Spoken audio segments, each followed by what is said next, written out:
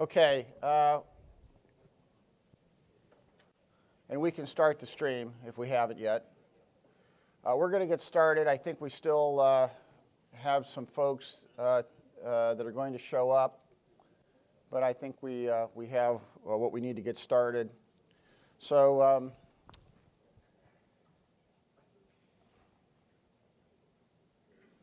let me begin.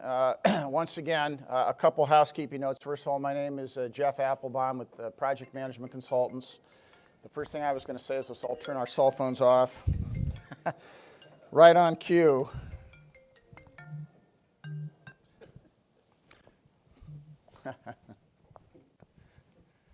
Even though it was my wife, I still turned it off. Okay. So we're going to get started. I'm Jeff Applebaum, Project Management Consultants. A couple notes. Number one, we've had a few issues with respect to the sound quality. I'm going to remind everybody at the table, if you're going to speak, please hit the button on your units there that will turn the microphone on. We also have a wireless mic. If we're going to have comment from anybody who's not at the table, we will try to remember to give you the mic, but please ask for the mic if you are going to comment. Otherwise, you will not be heard on the video feed. So I'm going to begin right now with the roll call of who's here for our steering committee. And I'll just go down the list. First of all, county and indicate that you're here so that we can get it on the Cuyahoga County Sheriff. Schilling is here. Mr. Budish is here. Ms. Bird is here. Judge Early is here. Mr. Gallagher is here. Mr. O'Malley is here. Judge Sheehan is here, who is now taken over as the administrative judge. Judge Russo has not gone anywhere, though. He's still sitting right here. Judge Celebrezzi is here. Mr. Stanton is here. Ms. Bates is here.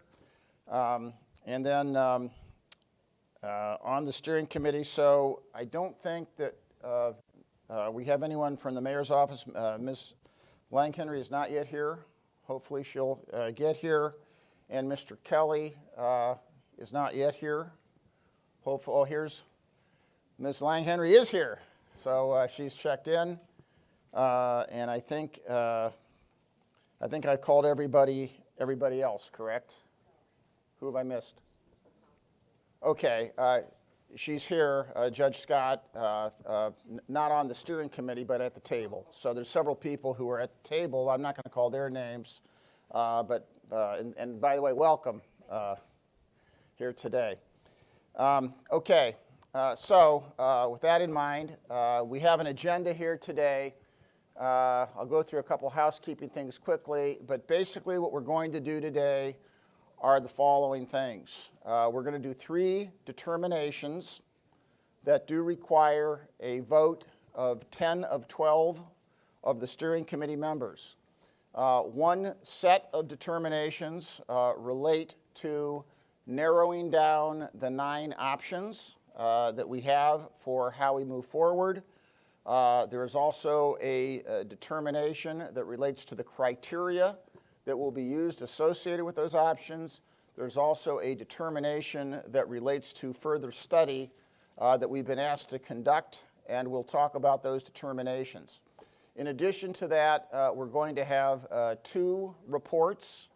One of them is basically a report on where we stand on the diversion issue, and we will go through that.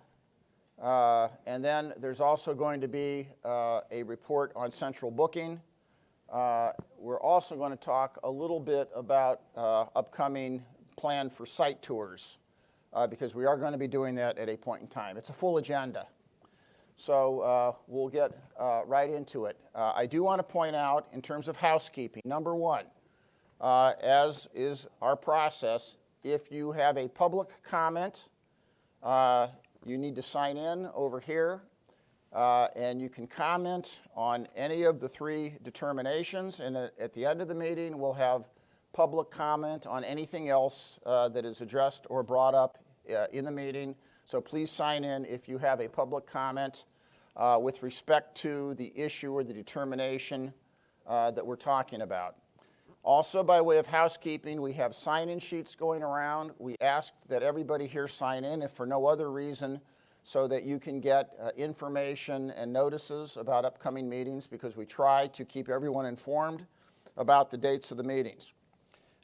With respect to meeting dates, we have learned that the next meeting, the February meeting, which was scheduled for, I believe, February 20th, we have learned from the judges that there is an issue, I'm not sure what it is, but that will prevent the judges from attending that meeting. So Judge Sheehan has asked if we can move that a day up to the 19th. We will ask, you don't have to indicate right now, either up or back. We can talk about that. Judge Sheehan asked me if we could move the meeting date. I said, why? He said, because the judges couldn't attend. I said, no, but no, I'm kidding. You didn't say no. You said, oh, that's okay. We'll move on without you. No. I said, we'd love to move on. No. In any event, no, but we have that request, so we'll contact the members of the steering committee separately to see what their availability is to move the meeting a day in either direction if we possibly can. We have moved meetings before when we learned about some conflicts, so we try to accommodate everybody to the extent we can. You move meetings to accommodate both? Not you. Okay. Yes, ma'am. Judge, is the Wednesday the only option, or would the Friday be good? Either way. Okay, because Wednesday, no, it's not good for us, for me.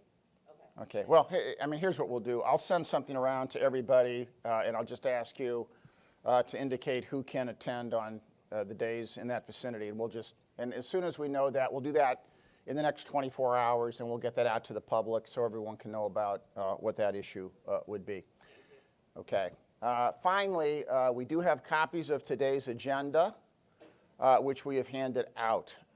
The other thing I will say, and did we? There's going to, well, let me get on with this, then I'll get to the next part. So really, that's just a statement of the meeting purposes. I've just pretty much reviewed what we're doing today, and those are the meeting purposes. So we're going to start now, and I'm going to talk a little bit about the first set of determinations. We're going to get right into it, and the way we're going to do this, as you all know, and we've now been through 2 meetings where in one way or another we have discussed 9 possible configurations for the future of what is now the Justice Center complex. In the course of doing that, we have done several things. We have had discussions, we have had interviews in one way or the other with most of the members, probably with most of the members of the steering committee. I actually think I can say all the members of the steering committee in one way or the other have been involved in conversations. We have done working group sessions. We've met with groups of judges. We've met with representatives of the city, representatives of the county, who all have an interest. So we have gone through these 9 options in various forms, showing advantages and disadvantages. We have also, at the last meeting, we actually went through a polling exercise to get a sense of where you stood, but we didn't ask you to vote at that time. What we're going to do today, because this is so important, we are going to briefly review those options again, so you can keep in mind, because it's a little bit complicated, you can keep in mind what each of the options are. I have presented to members of the steering committee, if I could borrow this for 1 second, Mr. Gallagher. I have presented to members of the steering committee a cheat sheet, a scoring sheet, as you hear the conversation. So what this does is it has the 9 alternatives, it has a brief description. We'll go through it again. We'll remind you of the option, of the advantages and disadvantages. as we do it in your own mind, you can think about how you want to vote so that you're not confused at the end of it. And you can keep your scoring sheet, think about it. We'll go through them in review once again because it's so important. We'll then quickly break to make sure you're ready to go. And then I'm going to tell you that what we're going to do by way of the vote for this one, because to do the going around the room 9 times is going to be a little bit tedious. What we're actually going to do is I'm going to call the vote. I'm going to say option 1. I'm going to ask for the yeas. I'm going to ask for the nays. You'll raise your hand simultaneously. I was going to ask you to raise your hand blindfolded, but I can't do that. You'll raise your hand simultaneously, and then we'll just note your vote. And let me point out once again that when we do this, what we are doing here is the goal is to narrow the options.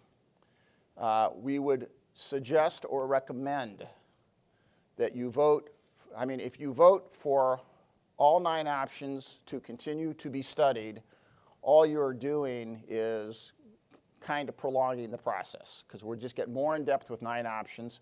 We feel you have enough information right now, and you independently talking to us, all of you have said, or most of you have said you have enough information now that you think you can narrow the options. We're going to ask you to try to vote for no more than 4. All right?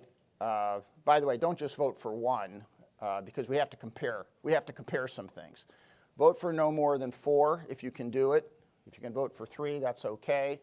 But the goal is to help us to narrow the focus because that's what we need to do. So that's what this is all about. Okay? So with that in mind, the process will be that Andy and I will, when I say Andy and I, Andy will attempt to present while I continuously interrupt, which is our process here, as you all know. We'll go through discussion of the options, remind you of the advantages and disadvantages. You can ask us pointed questions because we do have a view on this. By this point in time, with all the discussions, you know a little bit about what your consultants are thinking. So you're free to ask it, but once again, it's your decision, not ours, as we go through it. And then we'll go through the process of public comment, have the general discussion, public comment, the specific discussion on the options, any amendment, although for this one's kind of hard to think of an amendment, and then the vote. So that's the process we'll go through. Any questions before we get started? Let me just. I'm probably standing in front of it. Okay, let's see how long you can go before the first interruption. That's it already. Good morning, everybody. We are going to go through most of what we've shown you before because there were some questions raised in our working group meetings we want to make sure we again discuss here.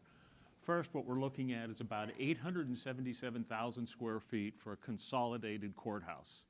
That is basically the municipal court, the housing court, the domestic relations court, municipal court, and all the related agencies which are spread into other buildings today. So it basically is a consolidated justice center, which is about an increase of about 200,000 square feet on the site because of things that are spread out, because of specifically for domestic relations court, significant space shortfalls in how they work today, and the housing court. So there's a balance of what we're doing. Later on, we will be talking about potentially continuing to analyze the Court of Appeals and the probate court needs, so that's excluded from this number right now. For detention, you all agreed to do a base jail of about 1,600 beds, expandable to 2,400 beds, so the core building is about 800,000 square feet for the jail as well, and then the Sheriff's Administration is just under 100,000 square feet. So that's the size of the bread box, basically, that we're working with. And again, when we put the options together, we tried to respond to everything we had heard from you. We didn't simply say, no, that doesn't make sense. We put everything in here. Today, you might hear from us about what we think makes sense. So it started with Group 1, expand, renovate, replace on the site, including major renovations of the existing buildings. 2, relocate the jail to a new site and then renovate or rebuild in place. And then 3 was new facilities. So those are the groups of options you'll be asked to vote on.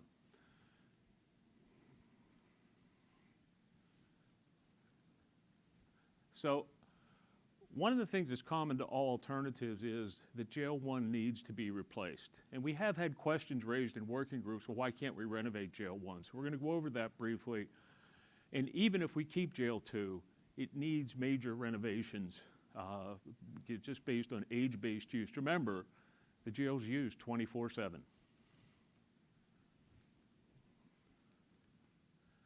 So why replace the jail? The biggest issue is the operational inefficiency of that facility. There are 24 cell, 28-bed housing units versus planned 48-bed housing units. That means in the existing jail, we are effectively staffing 2 for 1, which means each one of those housing units requires 5 additional staff because we're staffing 2 for 1. A 24/7 position in the jail requires a minimum of 5 people. When you think of 24 hours a day, staffing, holidays, weekends, and shift relief, and training, which the sheriff's even putting more emphasis on for the jail.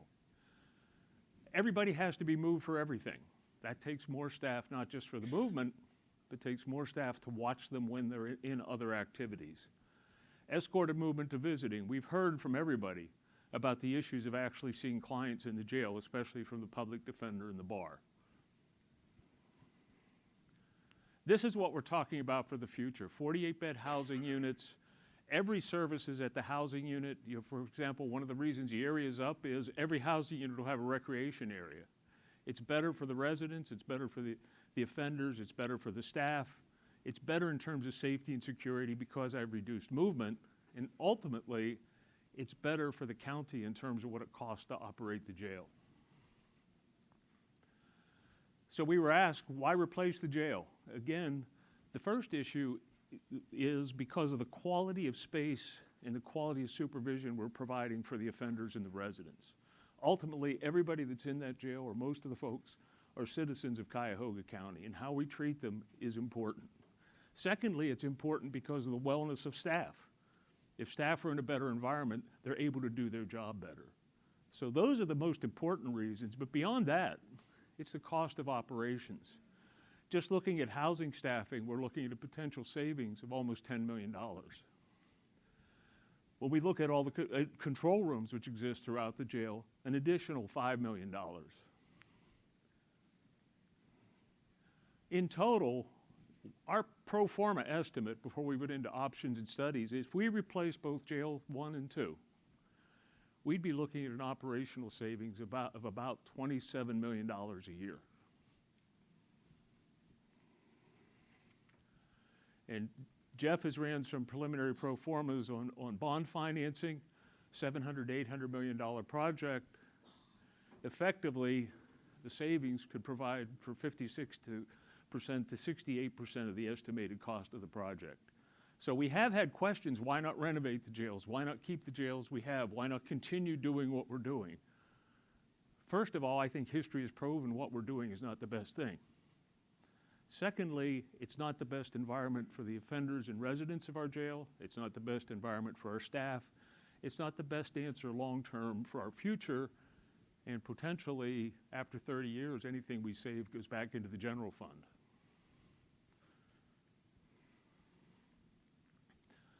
So now we're just going to run through the options in brief. We're not going to go through all the phasing, but just talk about what they are and why we put them on the board.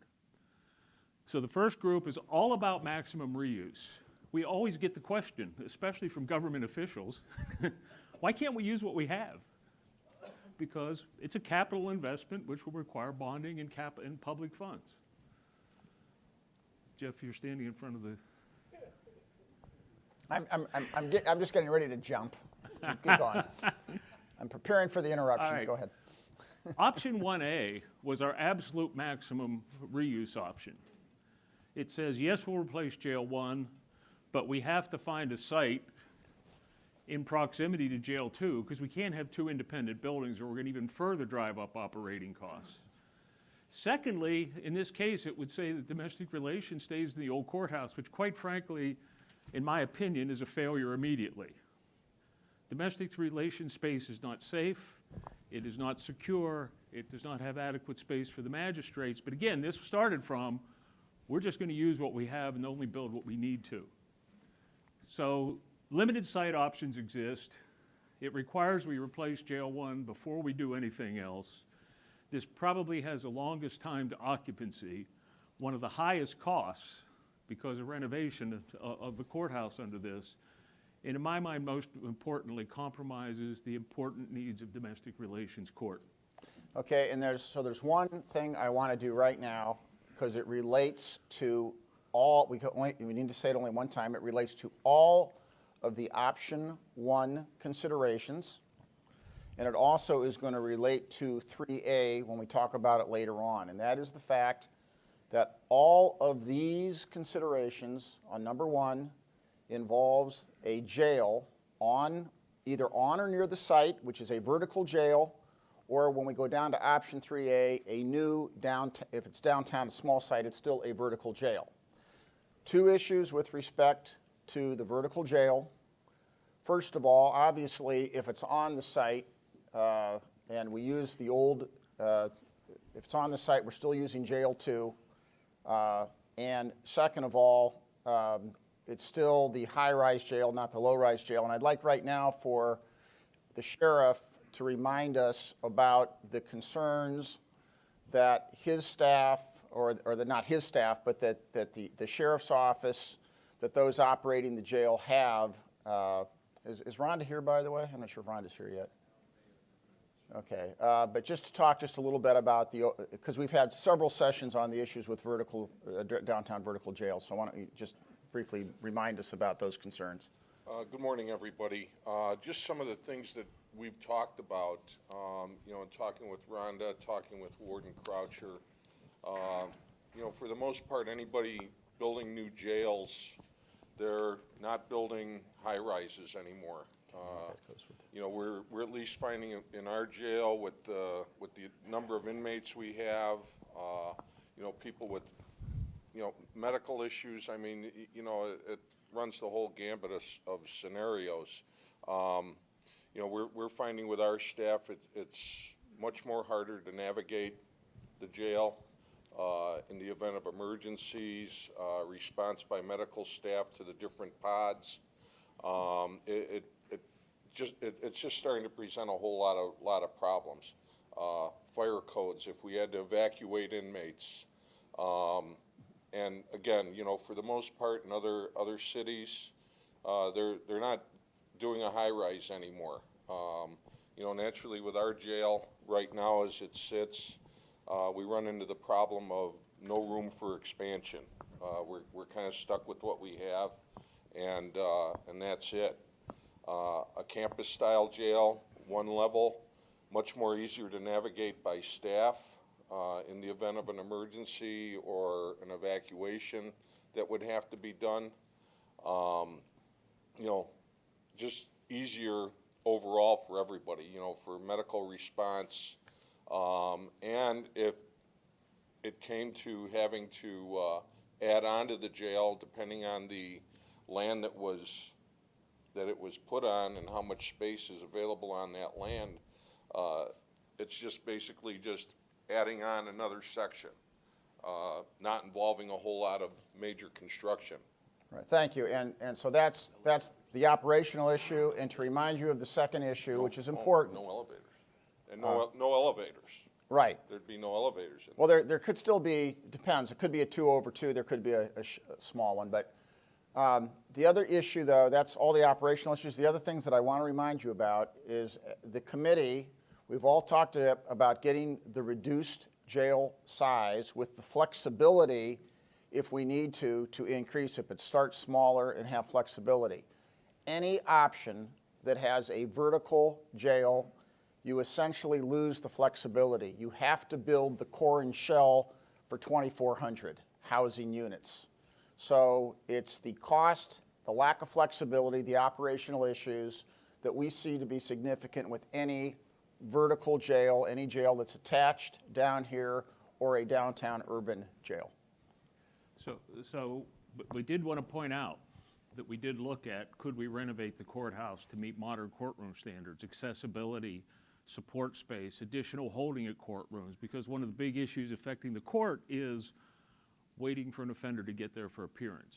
It can be done, but to add to what Jeff has said, anything we do in any of these schemes that deal with renovation is going to be 1 or 2 floors at a time, because we can't take 40 courtrooms offline right away.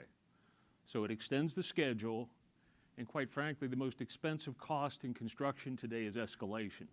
So every year, we would continue the project because of how we do renovations. We'll add 6% to the cost of just that element. So moving forward, 1B is very similar to 1A, except we suggested that if we did anything like this, domestic relations must be included in new construction. Let me point out, if you go to the courthouse tower, we have private circulation. We have 2 ways in and out of a courtroom. We have ease of supervision of the court's floor. In the old courthouse, we do not have 2 ways out of every office. We basically have the public corridors. A lot of times for a DR court, we'll even plan a courtroom that the judge can tell one party to go out this door and another party to go out the other door. Because otherwise, as can happen in the old courthouse today, it goes from the magistrate's office to the corridor. So no matter what we do, from what we've seen of domestic relations functionally, in terms of safety, security, and when we talk about safety and security, it's not just about Judge Calabrese, even though I really like her. Calabrese. It's also about the parties that are in a dispute that might have their children with them. It's how we are serving the public. So regardless of what we do, we would say domestic relations is part of what we're doing moving forward in the future. Again, I've been pretty level-headed through the first 2 presentations and all the working groups. Today, I'm giving you my opinions. Andy, can I make a comment real quick? You know, I had a chance to, on 1B, going back to 1B, just, and talking to 34 judges, elected officials in this county, and I had to try to get a consensus on it. And I understand 1B, you guys have said the expense, the cost, the length of time. But just publicly saying it, the judges want to be fiscally responsible to the public. And to do that, we think, wouldn't it be a smart thing to show to the public that even though we say it's more expensive, like, let's get proof of it. And I represent the judges, and the judges want proof of that. So I put that to this group. I mean, I know you. I mean, if there's numbers, proof, and that's what the judges are concerned about. So, and I went through when we talked to all of the judges, saying, "Hey, 1B is the most expensive according to everything we've heard," and they're like, "Well, let's see the cost so we can show that to the public." And that, I just throw that out there. And is that, I mean, I know you guys have said with length of time and 2 floors at a time and expenses with, renovation and high rises, but they want to see the numbers. And I just throw that out there for you. And that's where I was getting that information from the 34 judges. Well, I mean, we can go through the exercise. We know you can logically determine what the result will be, but we can. I guess we I throw can that put to the more of steering the. We committee can to put. think Well, let me about, just say, too. we can put more of the information together Yeah. with assumed with the numbers. The only issue, and we'll go ahead, then I'll. What I would suggest, Judge, is if you feel that has to be studied, Yeah. we still do it absent the jail. Okay, right. Because quite frankly, if we don't do that, you don't have the cost savings because we don't save any money in the operations for jail 2. We're still running a vertical jail. And what the sheriff articulated is as soon as we have 2 buildings, even if jail 1's here or jail 2's there and we build here, for emergency response time, I'm going down elevators, across, and back up. I think the perspective too, if I can just add, is, under the prior administration, that was done 6 years now, almost 7 years ago, and there was a number attached to it. And I guess to say to be fiscally responsible, all of us as public officials to the taxpayers, that number was out there 6 years ago. It would just make sense. We know that you're telling us that, but I think to say to the taxpayers, here's this cost of renovating this tower and tower only, and then here's what it would cost to build a new one. I think Well, is- but can I ask But this take the question, jail Judge? out of the equation. Yeah, Well, hold on, it because. wasn't in that equation 6 years Well, ago. wait a minute. If you take the jail out of the equation, then you're in one of the two A or B options. Yeah, the jail If you attached. want the jail if they're talking about doing this, the jail stays in the equation. Correct. And that also suggests, though, that the judges would accept and want to see an option that still has jail 2 being used and still sees the high-rise jail 1. So we can put that together and show the cost as well. Well, I just think that I mean, ultimately, if I understand this, we're gonna be going to the public anyways for this. And we have to show, hey, look, we studied this, and even though we say it's more expensive, here are the hard facts, here are the numbers that we got. I just think it's a good thing for the group to think about on 1B. Okay, That's but- all I was gonna comment on. Okay, Okay? let's keep going. So the other two options under one, I think that Mr. Mason has a question, comment. So, real quick, 1B means everything, those same structures, all over, we're just remodeling basically all the structures. And bring in no, domestic. No. 1B means we'd have to acquire a site on this corner, or this corner to replace jail 1. What it means, it means, A, we have the site acquisition. It means, B, we are building a new jail 1 on one of these sites. So that's all part of it. It means that we're still committed to the use jail 2, the vertical jails, and now we have the issue of you now have to go back and forth, the community, then we do a renovation over time of the courthouse, and then we have the existing phase 3, where we are going to renovate, and by the way, renovate PAB. So we we'll can keep put that. that together. Now, I will tell you, my only concern about, well, you're going to vote on this, by the Right, way. I understand. So it's still a vote. I just wanted to comment on it. But just think it's- but let me say this to you. Even if it's not one of the voted options, we certainly can get additional information to you on what the cost of it would have been. The question is, do we go down, because what this also contemplates for the options you want us to take and go forward, it contemplates that we do a full programming exercise with the other options, and we don't, It's not just to me, I'm talking about the general public. Yeah. That's where I'm Okay. coming from. Let me add a couple things to what Jeff said, because I think it's important. This block, which is basically what it would take to replace jail 1 and all the support services that don't exist, would have to be sized so that we could add an additional 800 beds within the shell and core, because you're not going to do something you can, again, expand horizontally. Now, you may not finish out those cells, but I'd also say that this group has really stepped up and said, we are going to manage the jail population at 1,600. And that is an ambitious goal. Ideally, we could even get lower. But if we don't, you don't want to build yourself into a corner. Because the judges are then saying, because they're saying, we want to know it, and we assume that you're going to build a building for 2,400, because that's what it means. That's what you have to do. The second thing I would point out that I think is extremely important in this, and again, we started this just to put all the options on the table because we weren't biased. We're not biased one way or the other, but today you've asked for our opinion. This would be sized to move domestic relations in the future. In the interim, that's our swing space in order to renovate the tower, which means domestic relations stays where they're at probably for 8 to 9 more years. So I think that's an important consideration when you really think about what these options mean. And I understand somebody saying that they want more data, but I just want you to think about not just the dollars, but what this means in terms of solving the problem and serving the public better. 1C would be we can't buy a site. There's a good chance we could not buy or afford to buy the site we would need to connect to jail 2. So then we tear down the PAB and build the jail on site. I want to point out that any construction on this site, and I'll defer to Mike Wass from Kitchell as well, is extremely difficult because this Justice Center has 2 levels of parking underneath it. So in order to build anything on site, we're not just tearing down the PAB, we're tearing down everything underneath it. Because we got to start from ground up because the existing structure would not support a jail either in terms of structural capacity or in terms of what the base spacing is for construction.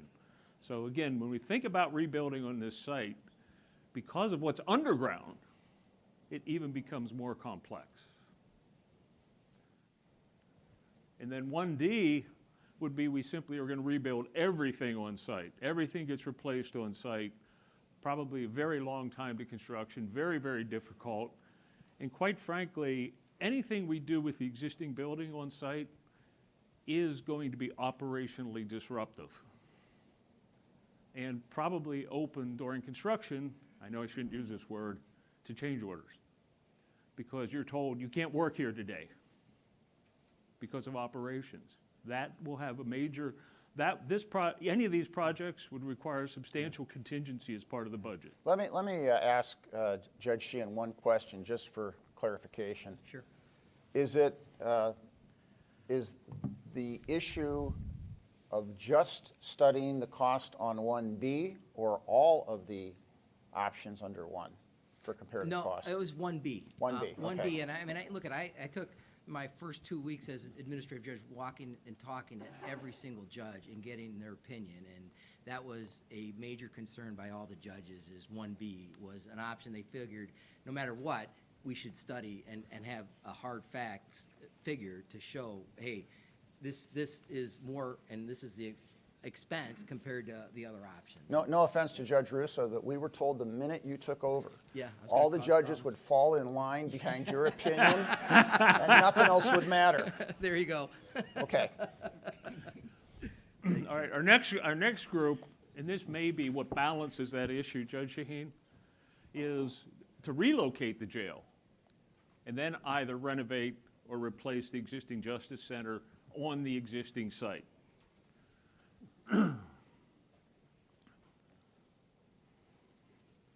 So option 2A, again, this moves the jail to a remote site. And that, as the sheriff pointed out, that is what's happened in virtually every major urban jurisdiction we're working in, that the jail is something which goes to a site where it can be built as a more horizontal facility, and there is transport involved. And this is the idea that the sheriff was talking about and Jeff mentioned, where this is a 2/2 jail.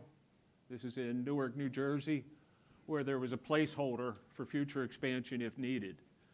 The other thing to think very, very positively about the future is, what if all your initiatives work and we actually need to build 1,400 beds first time?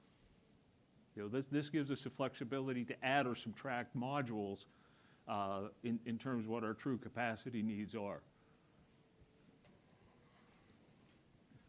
All right, what is a potential transportation cost? That was a question we got. My God, we're going to get into the transportation business. And we reviewed these figures with Rhonda, with the sheriff, in terms of what we think it would take. Basically, it will require jail staging, movement to transfer staging by floor rovers, some additional staff at the jail for loading, about 2.7 staff that will be assigned to intake. But after they load the buses in the morning, they now have other duties in intake. So it's really a double duty for staff.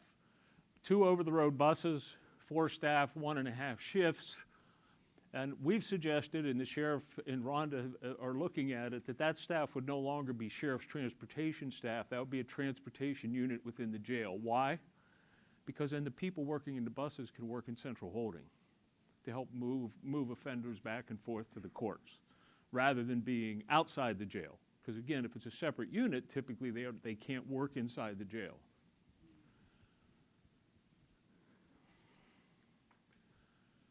So the total annual cost is less than $1 million for transportation.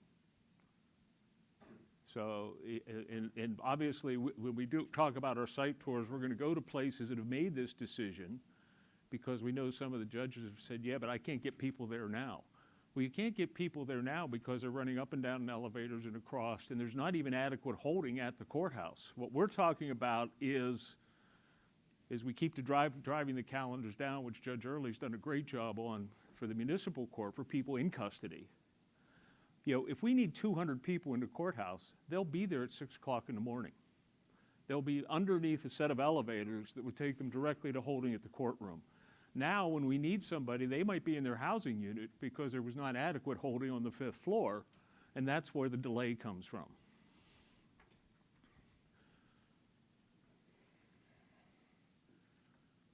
So, relocate the jail to a new site, and then expand and renovate the courts in place.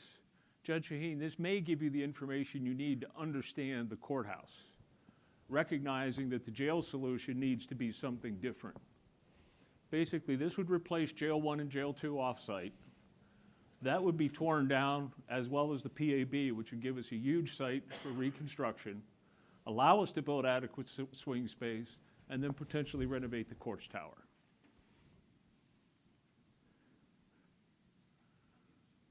Two B is the same option, except we replace it and then tear down the courts tower.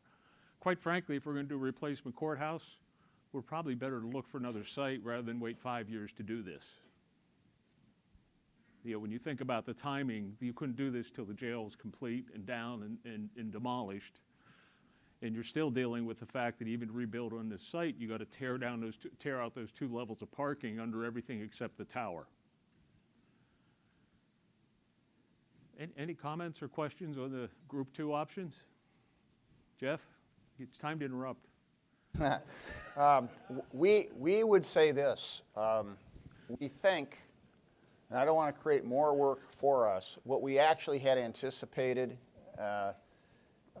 even in our recommendations as to what to study, we had anticipated continuing to study one option that did have a renovation of the court. Now, we were thinking it was in Group 2 because we really had more or less hoped that we would dismiss the idea of the vertical jail on the site.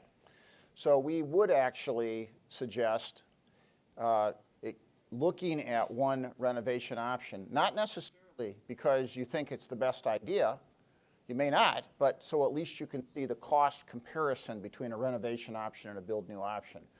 We were, to be blunt about it, thinking that it would be in 2, only because, you know, we are somewhat dismissive of going forward with continuing to the vertical jail downtown, but we understand the concern.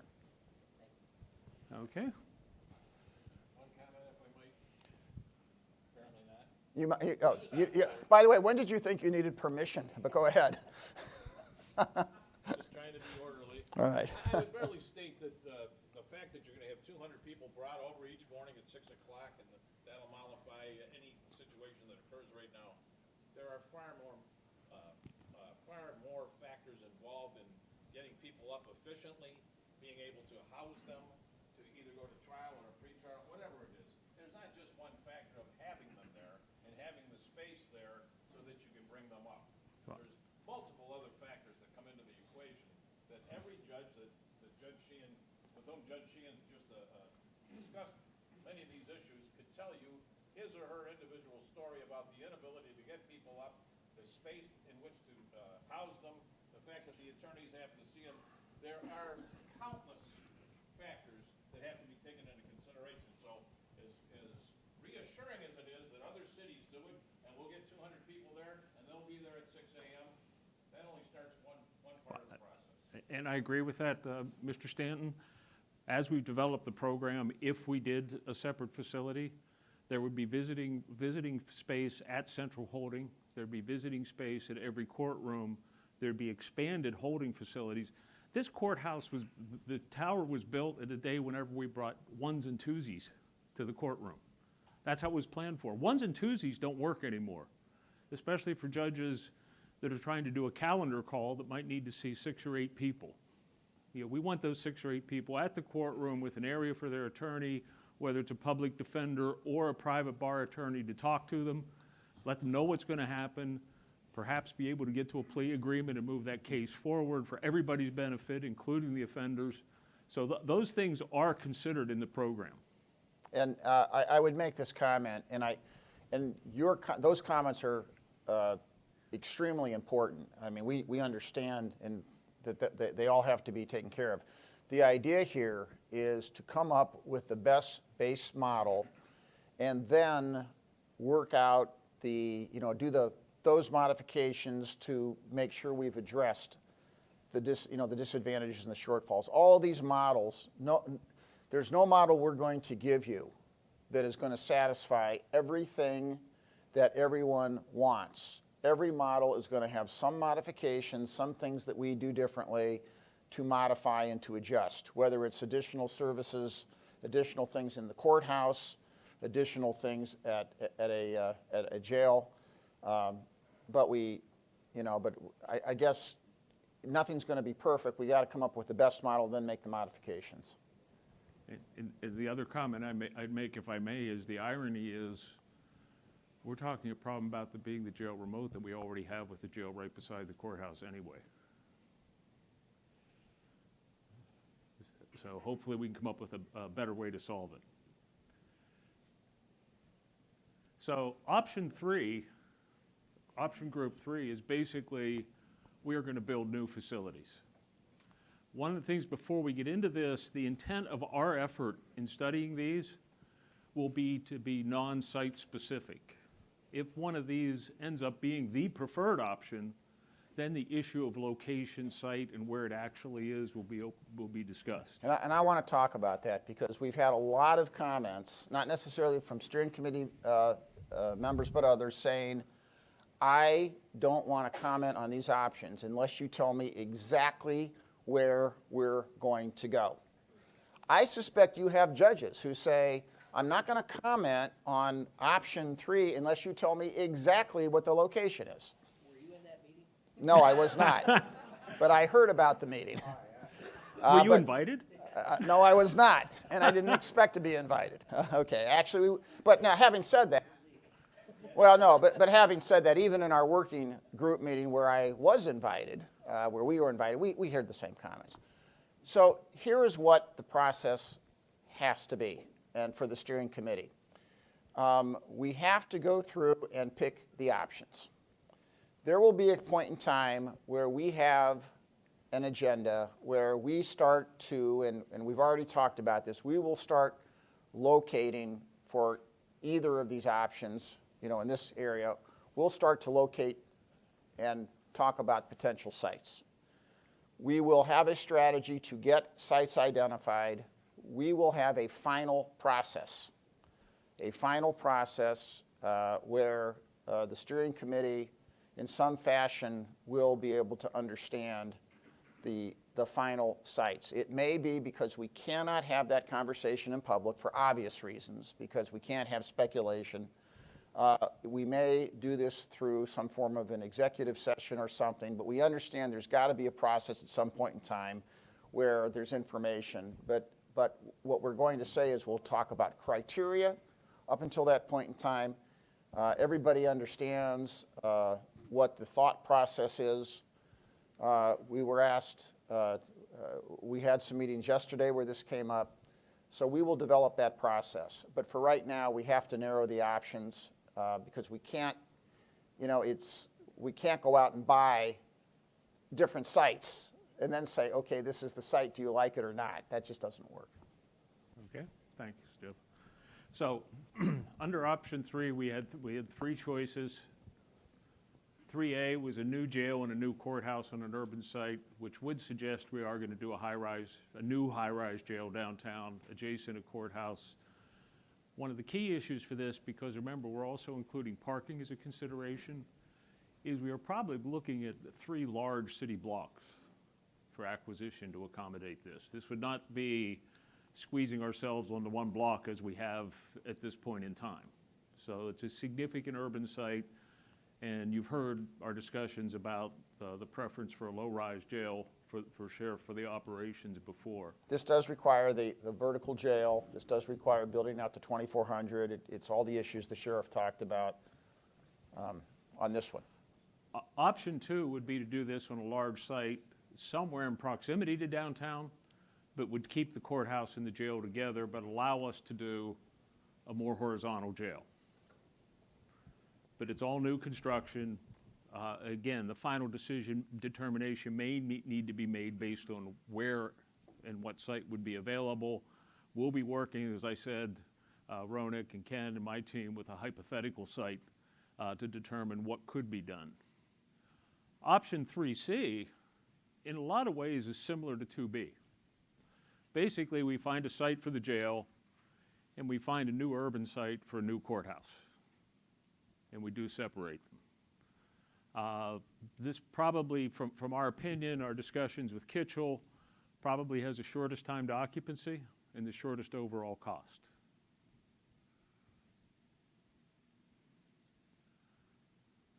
So that takes us to where we're at with the short list. Hold on, let's go back.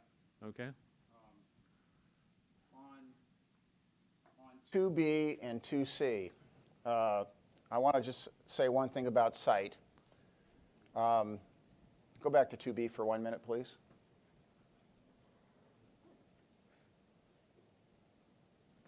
Two B. Or not 2B. Or 3B. I meant 3B. I'm sorry. Just stay where you were. I meant 3B. My mistake. I made a mistake. 3B. 3B. 3B. My mistake. 3B.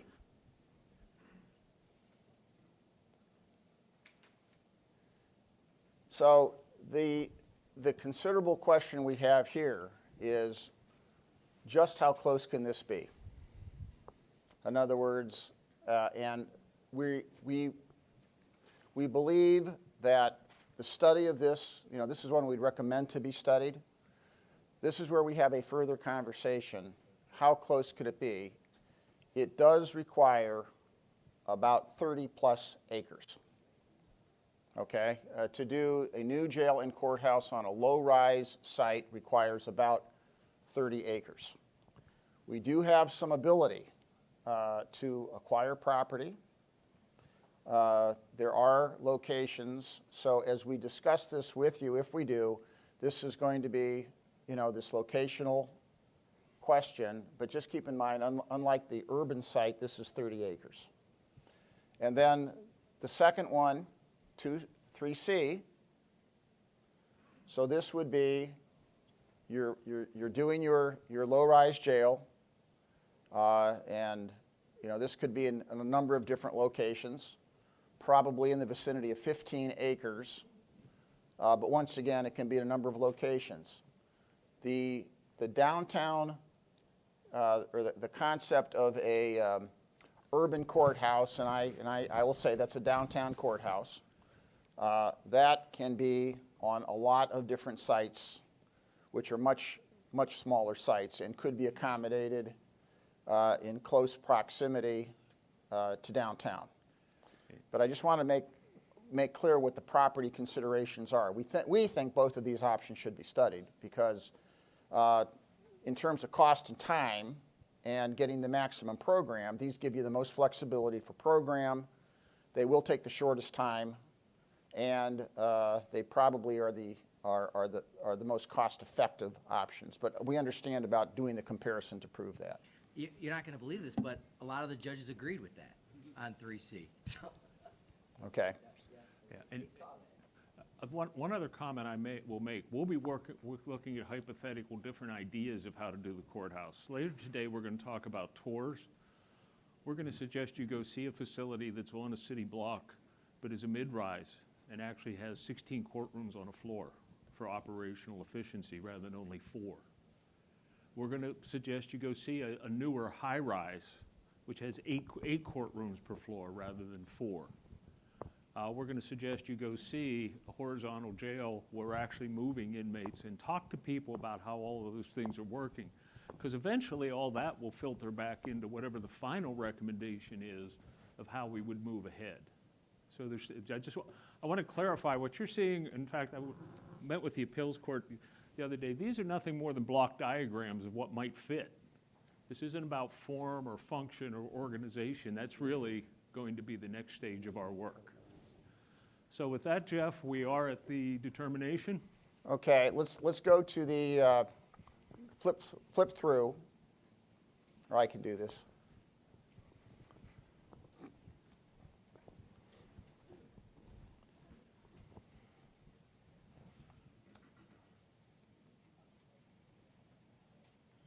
This is the whole determination as you wrote it. Correct, correct. So now the first question is, did we have our public comment sheets over there, and I just looked over, and I don't see public comment sheet number 1. Did we find it? Okay, did anyone have, because sheet 2 and sheet 3 are there, sheet 1 seems to be missing. Did anybody sign up for public comment on these options that's in the room? You do? Did you? Okay. Did you take the sheet so no one else could comment, or no? Go ahead. So go ahead. If you have a comment, and let's get the where's the wireless microphone? And what we'd like you to do is to, here you go, identify yourself. Thank you very much. All right, good morning, everyone. William Tarter, and I'm here as a citizen, and I'm also a member of the NAACP. One of the questions that I had, going back to comments that I gave at the previous meeting, was about the specific costs, which I appreciate being brought up today.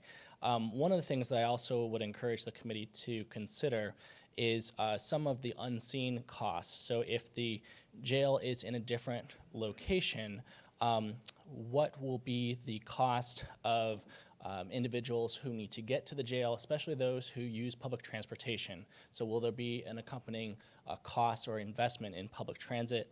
Also, could there be community input that's necessary before putting a jail in a specific location?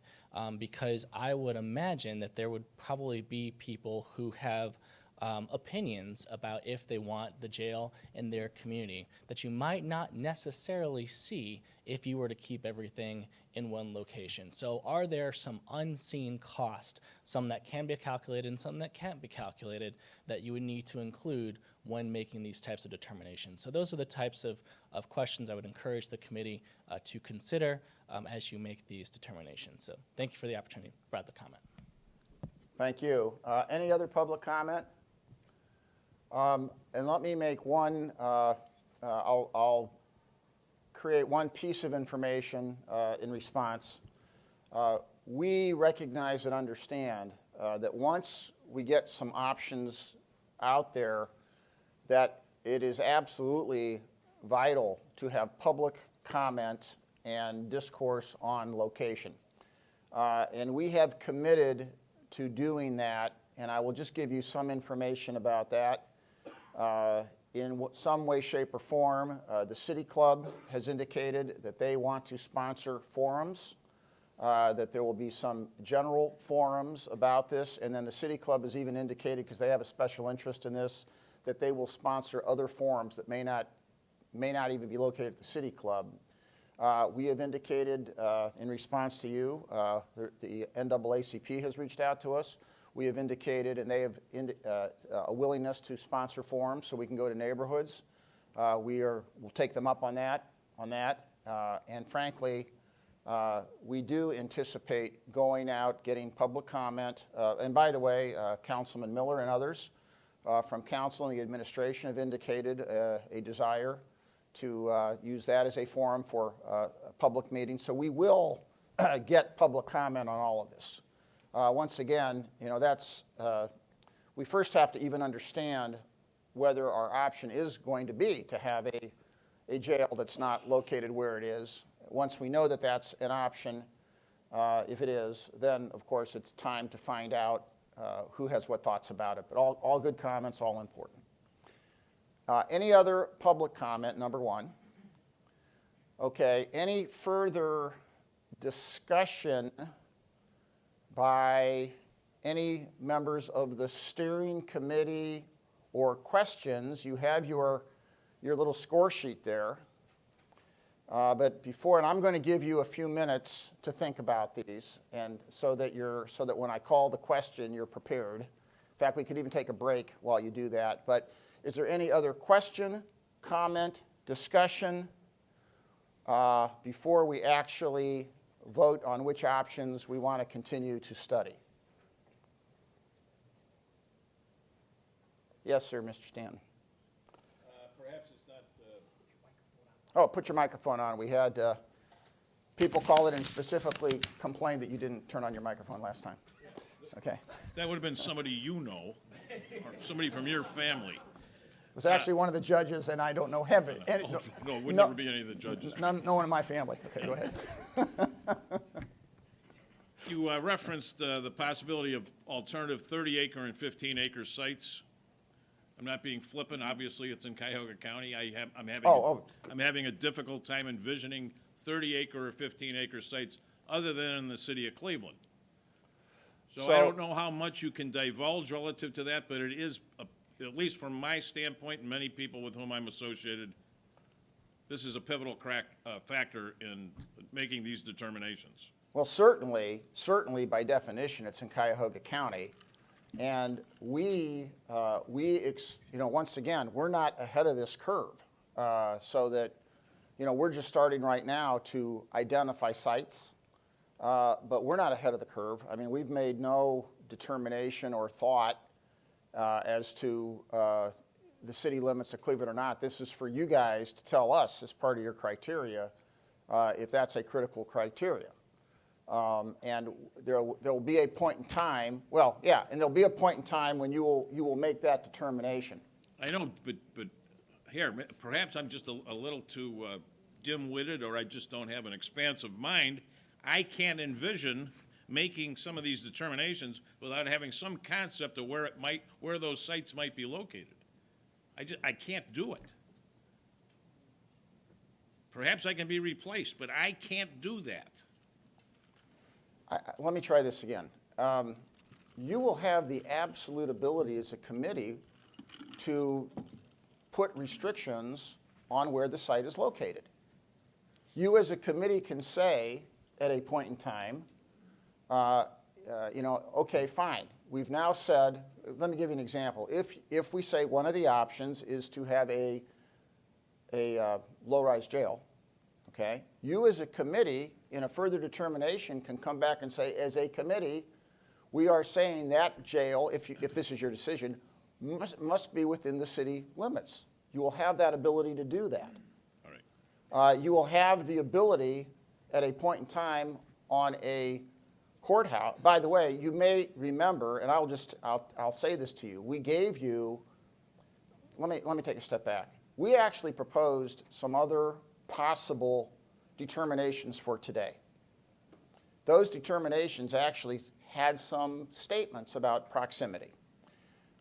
We made the decision, and because of feedback, including the feedback from the judges, that we should put all of the options before you to vote on and not limit it. We understand that you will have a view on location and that you will have the right to exercise that view. Sure. And we understand that will occur. It's just that I think it's premature right now. You are going to be able to constrict this later on. So, for example, if you believe we should have a low-rise jail, but it should be in the city limits, step one is to say we think you should continue to study the low-rise jail. Step two then will be, okay, we're studying it. Now there'll be a further determination specifically with respect to restrictions on location. Mr. Stanton. Does that help? Thanks for the clarification. Okay. Let me also put this in perspective. Your existing site is about 7 acres as a city block. So if we were talking about a 15-acre site, we'd be looking at acquiring 2 city blocks. If we were looking at a 30-acre site, it's basically 4 large city blocks. So that at least gives you some perspective. And eventually, picking up on what Jeff said, that discussion is going to have to occur because the cost comparison of options is going to have to include some consideration for site acquisition. That's correct. And I'm going to say what I said before, and I'm going to raise this issue. This is as much a political issue as anything else, but we are not restricted in some sense as to property in this sense. And it's probably a very unpopular political thing to talk about, but unlike what we did for the convention center and the convention center hotel, those projects, by we, I'm now referring to the county, did not have the power of eminent domain because they were economic development projects. For this project, technically, you would. So you can, now, exercising that right, is a very, very, that's a very, very, you got to really think about how you do it, when you do it. It's got to be, but you could do it. So I'm just telling you, we have options, and you'll be able to express your views on those options. Any other questions before you, and once again, we do want to try to narrow this, because if we're still studying exhaustively all 9, I can tell you right now this process will be extended. And we can't, and we really need to narrow the focus. Any other questions? Any other thoughts? Pardon? We're going to take it. I just want to make sure before we do that. Okay, let's take a 10-minute break. When you come back, what I would recommend you do is have your sheet filled out, because then I'm going to call the vote on each one. Okay? 10-minute break. Thank you. And can we turn off the recorder? Thank you.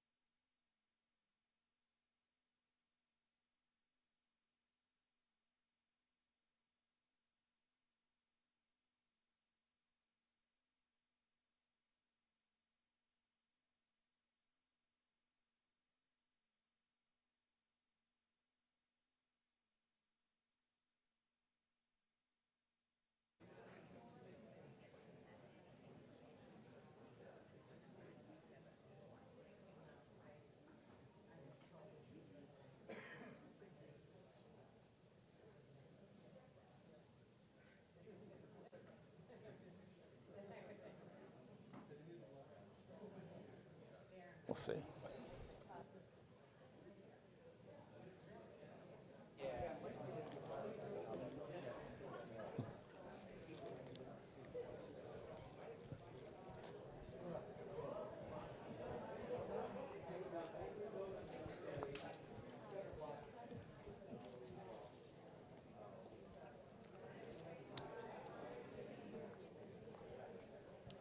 Give me the.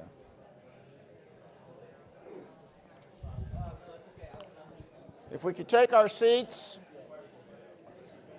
and please make sure that you, if you fill out your scorecard and you're ready to vote, that would be helpful.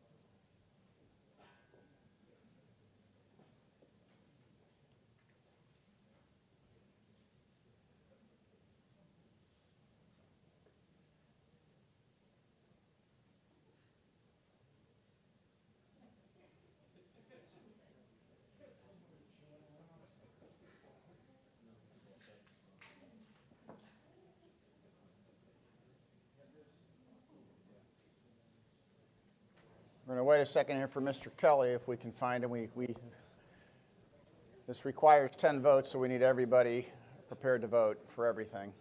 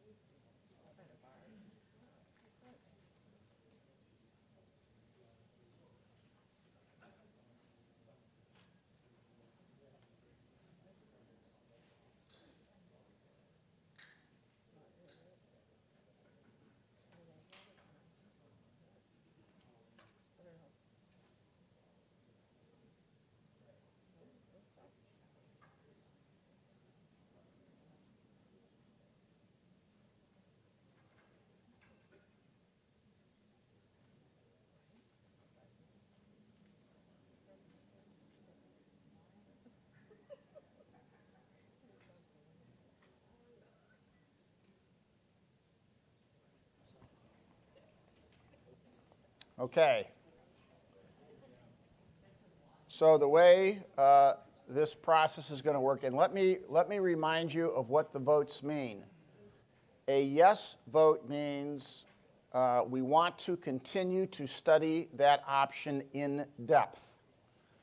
A no vote means I don't believe that we need to or should continue to study the option. And keep in mind what in-depth study means. It means that with the narrowed options, our team basically now goes, a much deeper level, much more definition of the program, much more refined information about cost. So it is an intense effort to get that done. So it's not just, hey, just keep studying everything. It is really a lot of effort and a lot of focus. We do want to study those options that are important to study, but we want to limit it to the extent possible. And by the way, if no option gets 10 votes, it does not mean our project is over. It means I'm going to come up with another way to make sure we get some options that we're continuing to study. But we're going to try to use this method to see if it's effective. So what I'm now going to do is I'm going to call out the options in order of presentation. for every option, I'm going to ask for the votes. I'm first going to say who is in favor, and then who is opposed. We will record the vote. Mike, you have the sheet to record the vote, and we'll have you keep your hands up long enough to make sure that we get it accurately. Everybody ready? Prepared? Yes, ma'am. Say we get one vote. Well, you can vote for as many of these options as you want. Okay. You get one vote, but you can vote. It's not just for your preferred option. It's the ones that you think you still want to have studied.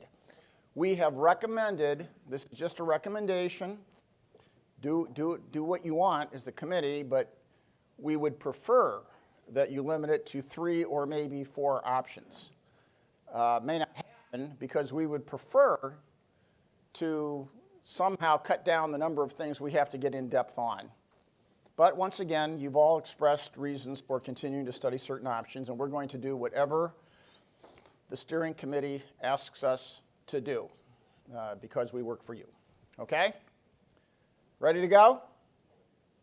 All right, we will start with option 1A. By way of reminder, that is the maximum reuse, and it means, it's the in-place consolidation, and it also means that the domestic relations court stays where it is in the old courthouse. So I'm now going to ask for everybody who favors 1A on the steering committee to please now raise your hand. Those in favor of 1A. I see no votes. Those opposed to 1A.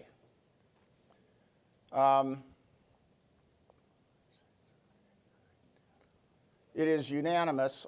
There are no votes for 1A, 12 votes against 1A. Okay, 1B. 1B is the maximum reuse. It is the full courts consolidation in place under this option. As you recall, the domestic relations court does come into the complex. It means that we do have a new jail 1 connected to a renovated jail 2. It means that we do renovate the court's tower over a period of time, a few floors at a time, and it means that after demolition of jail 1, there is the construction of an ancillary related building to house the additional functions, including the domestic relations court. This is option 1B. All in favor, please raise your hands. And we have one vote, Judge Sheehan. Yeah, I got my hand attached. I'm supposed to vote now. Okay.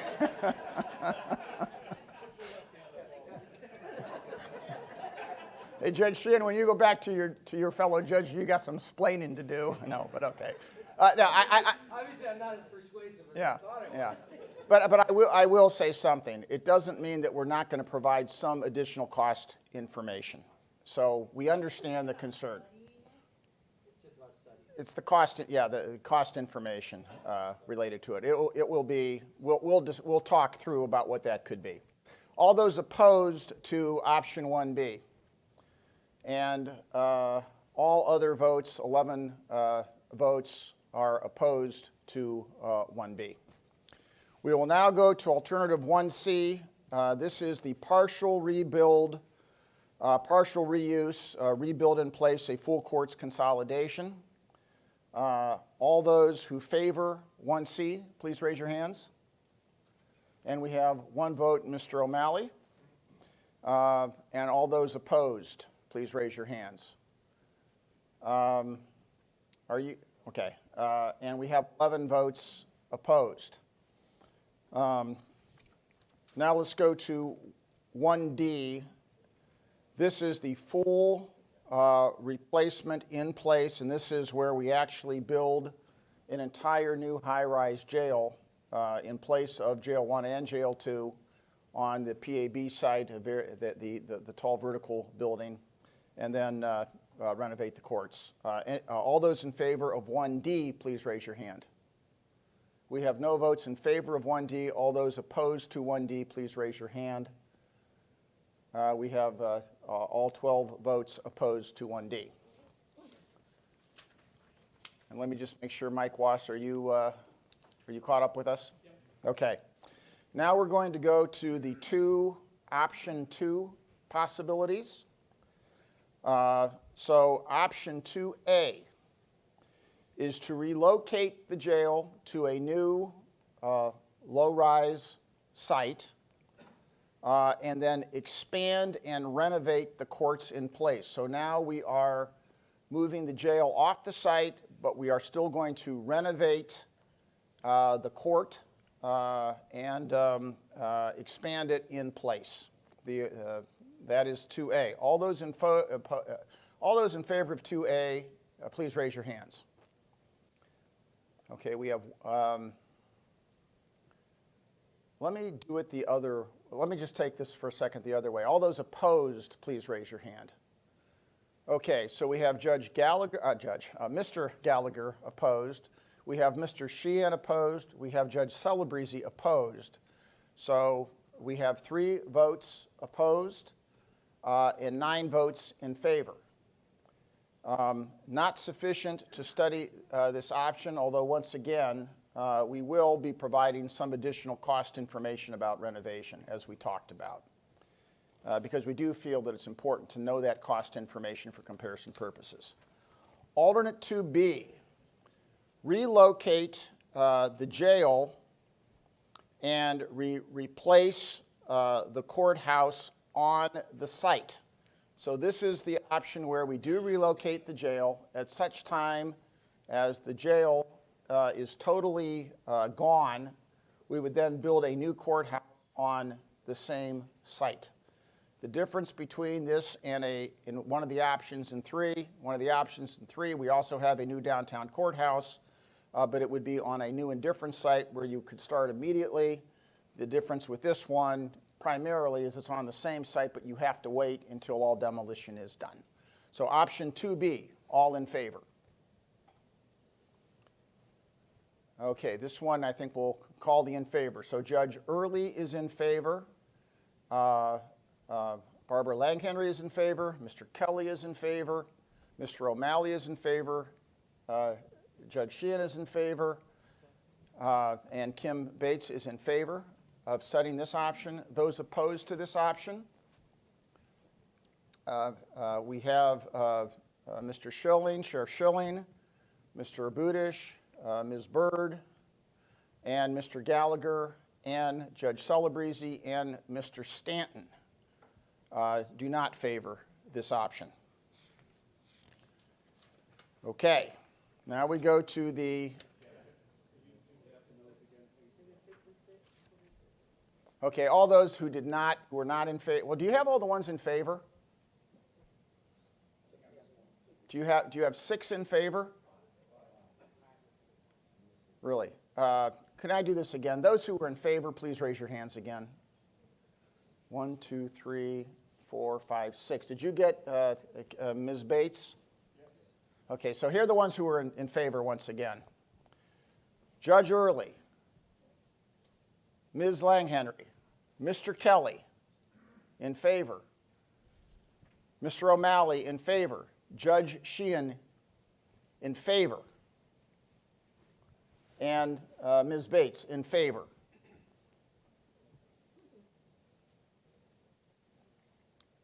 So you have those, and then everybody else is not in favor. Okay?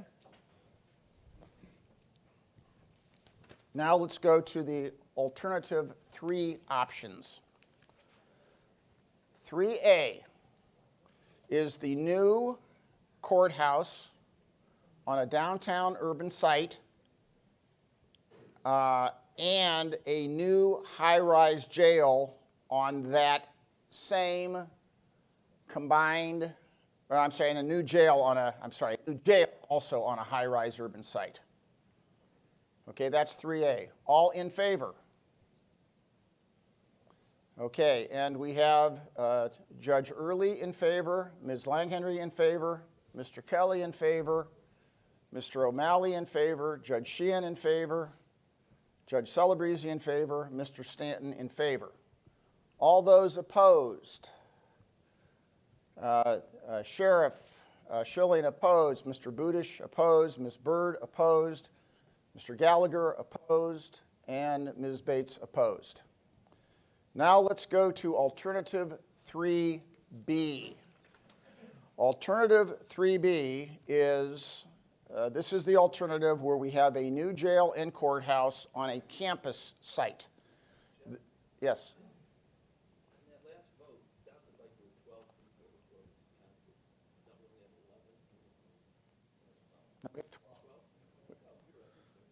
have 11? Count yourself. Okay. Okay. All right. 3B. You keep trying to throw me for a loop. That was a loop. Okay. 3B. This is the campus site, which is to suggest probably a 30-acre site. It is a low-rise courthouse, a low-rise jail and a mid-rise courthouse on a combined site. Okay, and once again, I want to clarify, we have not determined. It would be later on to determine where the site is, but the concept obviously would be, and we all understand this, the closer, at least that the closer to downtown, the better because of the demands of particularly the courthouse. Okay? Option 3B for further study. All in favor?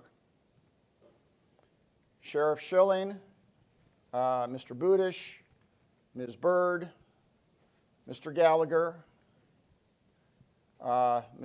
Judge Sheehan, Judge Celebrezzi, Mr. Stanton, Ms. Bates. All opposed?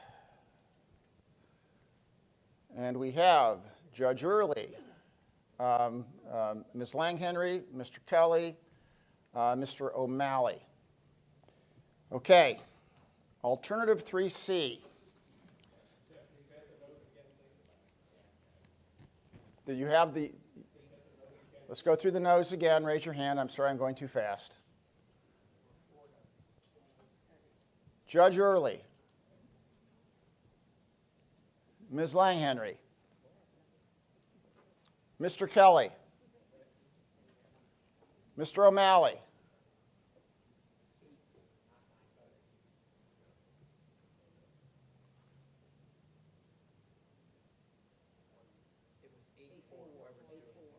It's 8-4.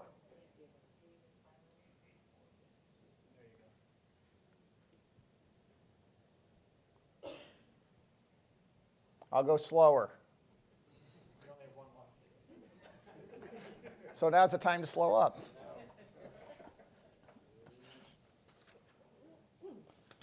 We're going to go through them all again for accuracy's sake. No, okay, we'll go slower.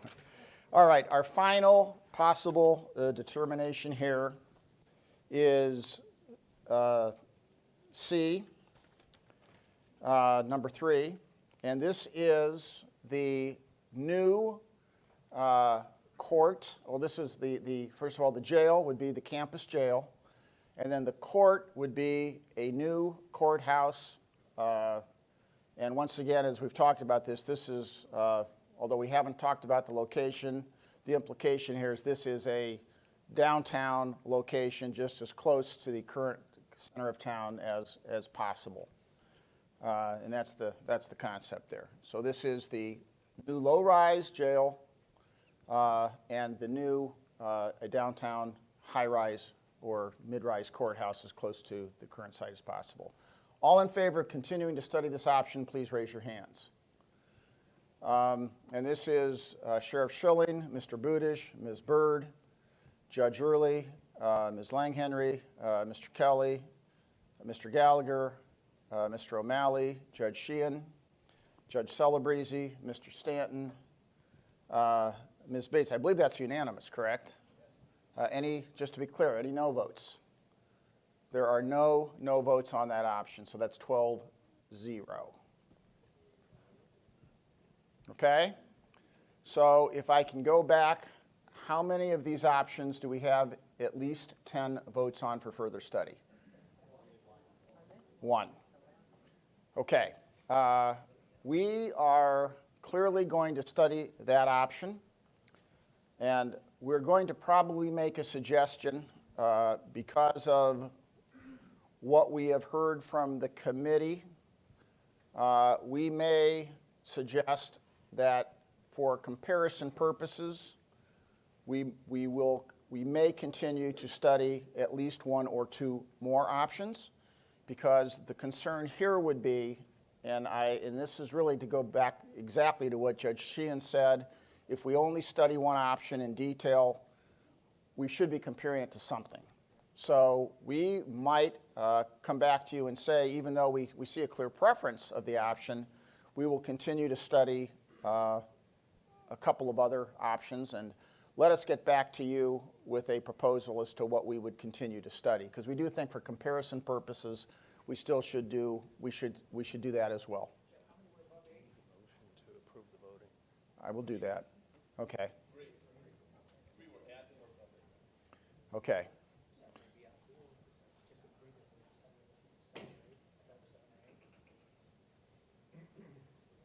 Yeah. Maybe consider studying anything above 7 or 8.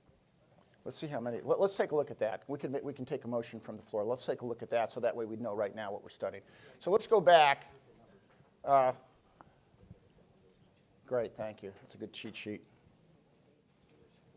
Can you give me? Can we take just 2 minutes? I'd like to talk to my consultants for a second, because I want to.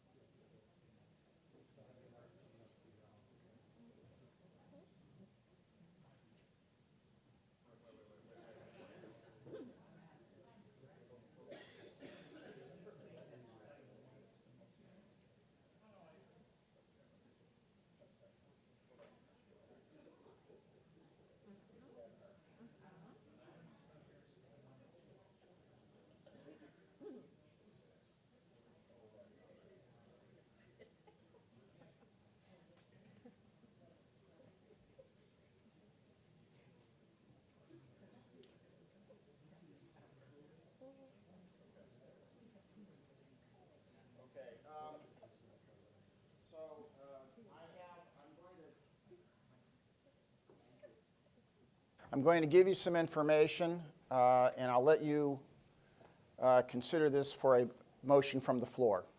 Okay? If we studied 3 options, and we did it based on those that received 8 or more votes, we would have one renovation option, which would be 2A, which would give us information on a renovated court. And then in terms of order of votes, the next 2 would be 3B and 3C, which is the combined court on a new site and what everyone agreed to as 3C. So if we studied 3 options in order of voting, those would be the 3 options. Okay? For comparison purposes. Those are the 3 highest vote totals. What about, I understand. Do you want to still go with your option with 1 vote? I'm begging for option 1, just to give, I mean, honestly, a comparison. I mean, the public, fiscally responsibility. 34 elected judges, and I know all of us have responsibilities to the public. We got to show them. No matter what it is, we can say it's more expensive, but we got a hard number fact to show it. I think it makes a lot of sense. No matter if this is gonna be a vote to the public, at least we could say, hey, we just didn't say we want new offices, we want new buildings. We looked at what it would cost to do this, and I think it's a perfect selling point to anyone in the public. This is like the judge. This is like the guys that appear for you and ask for a new trial, right? Yeah, right. Maybe a motion top 3 and the vote to keep the judges happy. Taxpayers. I second it. Seconded, all right, I got a second. Here's the difference. Here's the difference, just to be clear. 2A absolutely shows you the cost of the renovated court with the addition. What Judge Sheehan wants in 1B is he also still wants to look at the cost of if we kept jail, if we renovated jail 2 and built a new jail 1, he still wants that as part of the equation. Even though, and I have to tell you that everybody else in this room thinks that's not something we would do anyway. But he thinks that part of the equation is to understand the cost side of it. So, pardon? Yeah. Now, I will tell you, and Judge, I understand it. I will say this. To continue the investigation of the cost of renovating Jail 2 and doing that high-rise jail there, that's a big exercise to go all the way down. And what we had proposed to do is we would provide some cost estimating on it. A global view. I mean, I just think it's. 10,000-foot level, as opposed to. Let me, I'm going to ask, yes. I guess I think Judge is raising a really good point. I mean, at some point in time, we're going to have to explain this to the community, what we're doing and why we're doing it. And to have the figures, well, what it would cost to renovate the current structure, it's going to help, I assume, will help the architect. Will help sell it. We're making the best decision. Well, let me ask my consultants a question on this. Actually, if we did 1B instead of 2A, wouldn't you have, in essence, the information for 2A anyway? I think you would. Actually, let me hold on a minute. There's probably some parts. Right. So you could say, here, this is the cost of the renovation and the.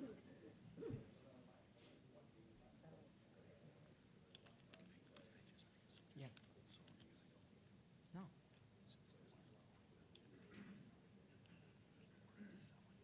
No, right.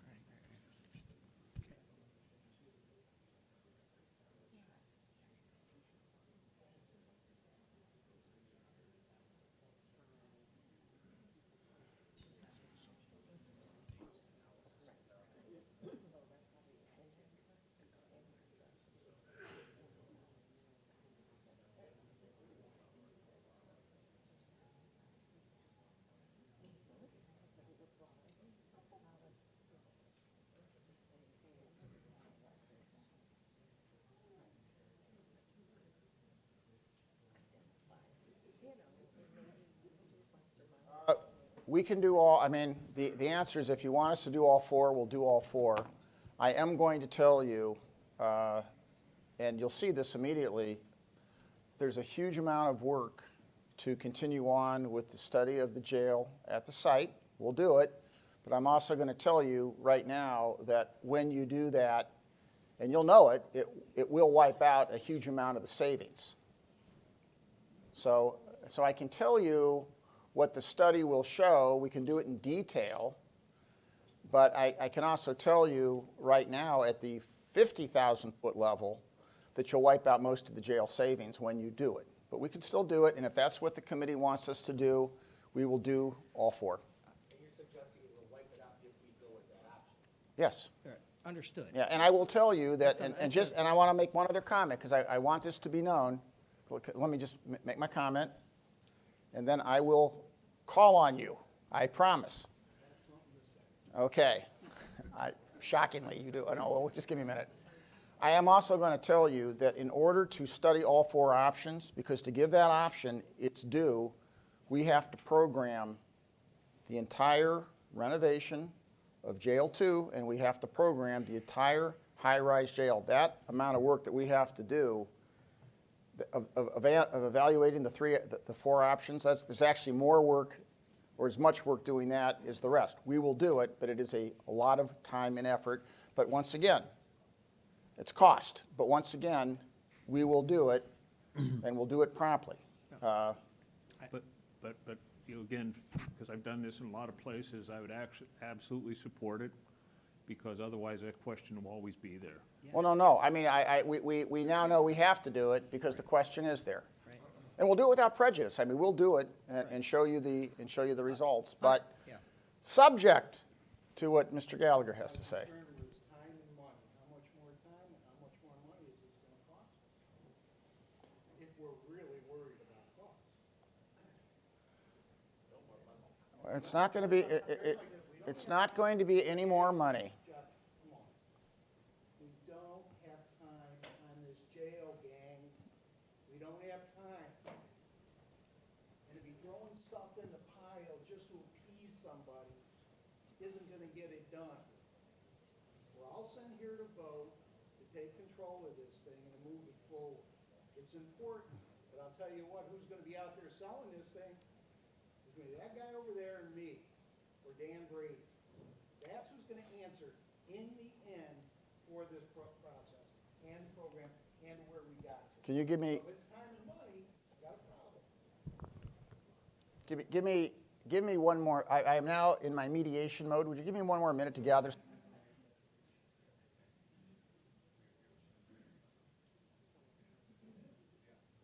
take a 5-minute break, because I want to answer your question.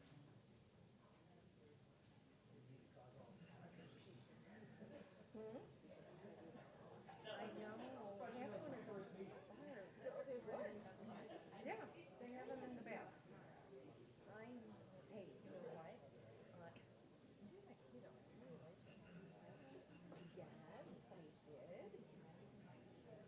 It's phenomenal, and I'll tell you,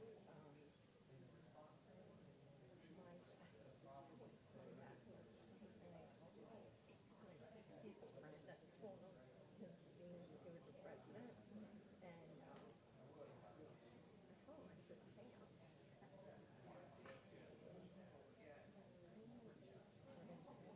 him. No, well, I mean, I am, and he's still friends with most people are, which that thing.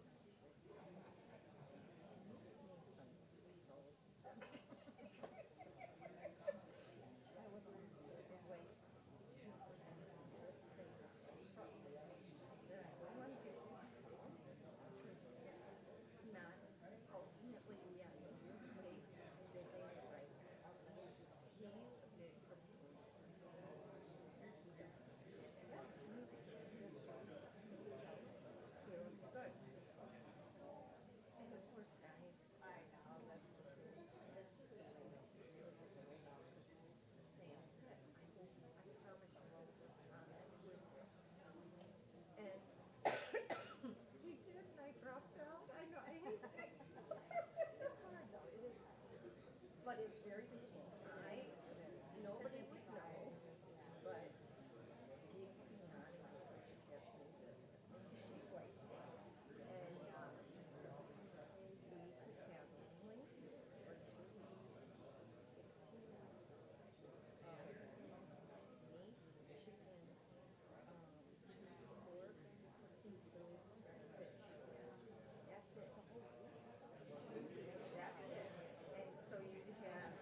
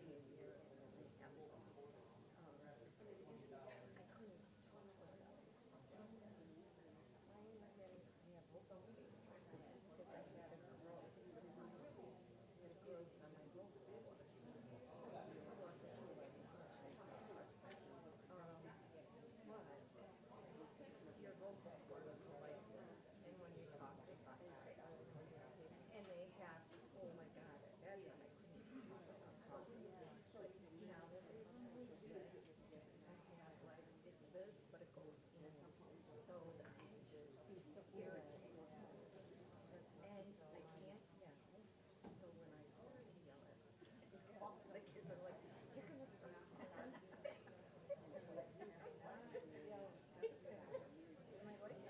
Oh, they do, yeah. And Jeff too. And,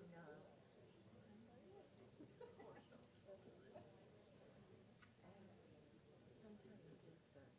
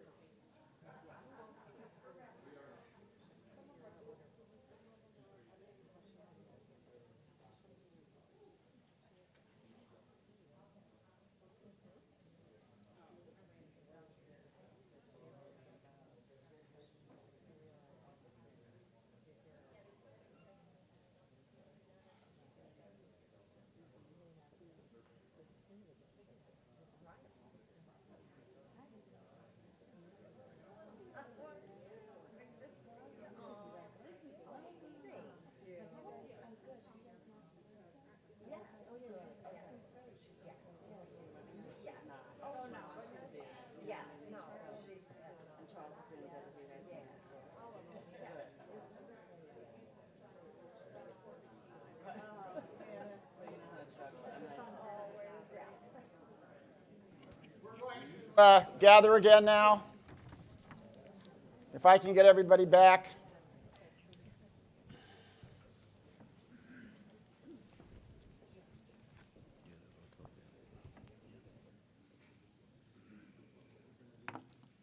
Top three in one B. Make the motion, and I'm gonna make a comment about what we're prepared to do as a consultants team. Okay, all right. Let me. So if we could get back.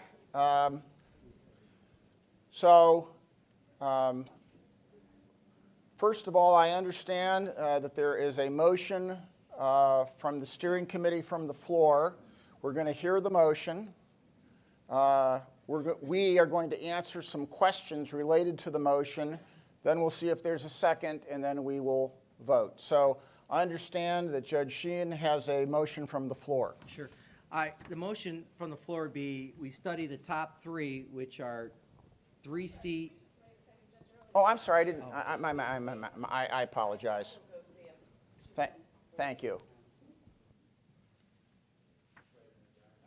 That's okay.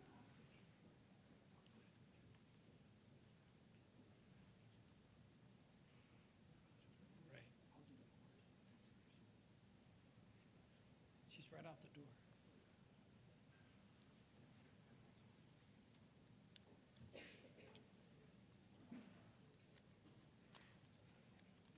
Right, I agree. What's happening now? What's that? Yeah, I'll second that.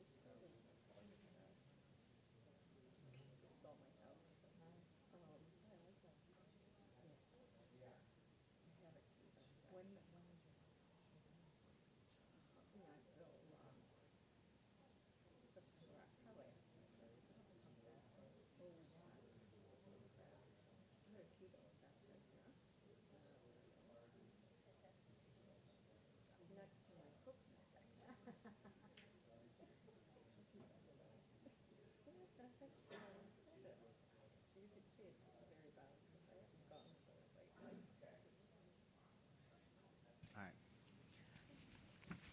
All right. Okay, so we're all back, and then, so there's a motion from the floor by Judge Sheehan. All right, and the motion would be to study the top three, which were 3C, 3B, and 2A, and then include, for the purposes of educating the public about the financial costs and responsibilities, studying 1B. Okay, so that is the motion. Does everyone understand the motion? That involves our studying those four options. I'm going to make a comment about it because the question was, how does that impact our time and cost? And because I will tell you, it's, moving down that avenue, particularly with respect to 1B, that is an extensive study at a deeper level, because it means we actually have to program out the renovation to Jail 2 and actually detailed program out the new high-rise jail. We will do that, and I will tell you that our consulting team will do that without any additional cost. Now, I do want to make a comment about time. There's some other things that we've been asked to do that will involve some cost, and we'll get to that. I do want to make a comment about time. This will probably add, and we'll do this as quickly as we can, it's going to add probably to the full determination process about 30 to 60 days because we haven't narrowed down the options yet as much, and we have to continue on to the study. One of the issues, and one of the things I just want to point out, and we need everyone's help on this, we had hoped to get through determinations faster than we are doing. As you know, that we originally hoped to actually be at this point in December, or actually really in November, then push it to December. It's an incredibly important process. I do think that we are doing the due diligence that needs to be done, but we just need to ask everybody, in terms of working in your own groups, if we need to come in and have meetings with you to get you ready, we will. But time is money. We've all talked about this. Getting these jails going is critical. Had we known right now that we were going to do a horizontal jail, we could start down that path on the horizontal jail. We have to wait a little bit. But I just want to once again emphasize, time is money. We have to do what the steering committee has us do, but I just want everyone to redouble their efforts to help us do this as efficiently and quickly as possible. I'll just leave it at that. Mr. Budish? We talked a little bit about, but is there a way we can start the process for the horizontal jail knowing that it may get overturned if something happens, but because the timing on the jail is so important, I think the courts and the prosecutor ultimately agree with that. Is there a way to start that process simultaneously, recognizing that it may be time wasted if something changes? We need to talk about that because let me tell you, from a process point of view, if we knew, well, number one, there's an offline process here that we need to discuss. And I will tell you, here are the four things that have to happen to move the jail forward. One thing that has to happen is we have to get through the rest of the jail programming and actually then go to the next stage of the process, which is to retain the services of conceptual architect to actually get into the more detailed design. That's beyond the scope of these folks. And while my job assignment is to do that, we still have to talk through the next phase. So that's one thing that has to happen. We can jumpstart that. But keep in mind that there's a couple other processes that have to catch up offline. And we have to focus on these. And I've talked about these three things from day one. Number one, first we have to get down the line on property identification and location. That's an offline process because we have to catch up with that process and then come back to the committee. So that's an offline process that has to happen. And so that's number one. Number two, and we'll leave out the cost equation because once again, the cost is the cost and what we get out of savings and what we have to issue in bonds, that's a discussion. But then, once again, you're going to have to start the offline engagement between the county and the city, because the presumption is that that jail is a shared facility, and your deal has to have a conversation. So that's another offline. All those things have to start. In terms of the design, we can move that process forward a little bit more, and we can talk offline about how to do that. Because I do agree that we have to jumpstart this process. Keep in mind that the next stage of jail design and courthouse design is going out with an RFQ, I should say, for conceptual design services once their programming services are done. But you could actually merge them if we wanted to, so we can talk about that. Okay, but back to and thank you for the question. But back to the original question is, we're prepared to do it. We're going to have to talk about schedule, because it does add some elements. But I have to tell you, it's the combination of that and also the study of the old courthouse, because that's another big piece that we're being asked to add. That's going to add a little bit of time. But that's on the court side. That really didn't have to add time on the jail side, to be clear. But in any event, we have the motion. Is there a second to the motion? Mr. O'Malley seconds the motion. I'm now going to take a vote. This would be a determination. And by the way, I want to make something clear for everybody else also. My obligation is to put determinations in front of the panel 5 days ahead of time, which I have done, but the panel is allowed in the course of the meetings to propose their own amendments, and we can vote on those at the time of the meeting. That's the process that we follow. So there's a second. All in favor, and I'll just take this by voice vote, all in favor of our going down the path of studying these 4 options, please raise your hands. Let me just see, 1, 2, 3, 4, 5, 6, 7, 8, 9, 10, 11, 12. So it's unanimous. And so we will then proceed with all 4 of those options. Thank you. You're welcome. Okay. With that in mind, I think we are done with our determination number 1, back to the agenda. And now we're going to have to, we'll move as quickly as we can. Let's go right now to determination number 2, and I'm going to remind everybody about this. So determination number 2, let me read it, because I know that the camera doesn't always pick these things up very well. This has to do with the inclusion of the study of the Court of Appeals, probate court, and old courthouse as part of the comparative analysis. This was raised at our last meeting. I think Judge Anthony Russo asked the questions, raised it. We had a discussion. Mr. Budish said on behalf of the county that he did believe that was a worthwhile study, frankly something that would have to be done anyway. So the issue is, why not do it now? I will tell you that we had and I'll just say that we did have a meeting yesterday.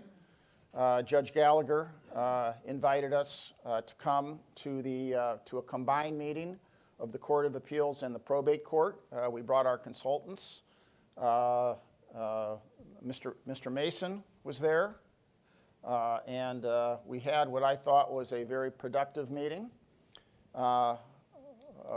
Once the time frame of the meeting was extended, because we spent the first 55 minutes of the of what was going to be a 1-hour meeting getting through the introductions and the first page of the agenda, but we extended and got through it. So I will say at this point in time that both the Court of Appeals and the probate court they are involved, they are listening, they are prepared to provide information and data for our further analysis. There's no commitment that has been made to do anything yet, but they are anxious to find out what this analysis would show. I think that's an accurate statement, Judge Gallagher. So here's the proposition. It's that the steering committee determines that the investigation should include a comparative analysis of improving the old courthouse to meet the needs and requirements of the Court of Common Pleas probate court and the Court of Appeals, should they decide to remain in the old courthouse, with the cost of including these courts in a consolidated justice center and all options, and if they are to remain in the old courthouse, to include criteria for the repurposing of space vacated by the Court of Common Pleas Domestic Relations Court to assure that intended uses are compatible with the mission and work of the courts. What this says, once again, is what we're really going to do is look at a number of things. Number one, assuming the domestic relations court is part of the new program, we have 2 remaining courts there. Number one, what are the costs associated with keeping them there, and what will what's the condition of the building? What are their needs programmatically? Because we know right now that there are things that both the Court of Appeals and the probate court find undesirable about the building in terms of security, let's say, for example, would be one example. So if they are to remain, what are the comparative costs of remaining? If they were part of a consolidated system, what would that look like, and what would the opportunities be? We also talked about some hybrid possibilities. And what would that be? And if, in fact, one court left and 2 courts remained, there would be substantial portions of the building that would no longer be utilized. Obviously, no one would just say, keep it vacant. We would have to talk about the costs and expense and opportunities for repurposing. Those are all the relevant items that would have to be considered. Okay, so, there is an additional cost, because this is a study that was not within our consultant's original scope of work or my scope of work, but being the extraordinarily reasonable people that we are going to propose to the county, and we've developed a proposal what that cost would be. It's not inexpensive.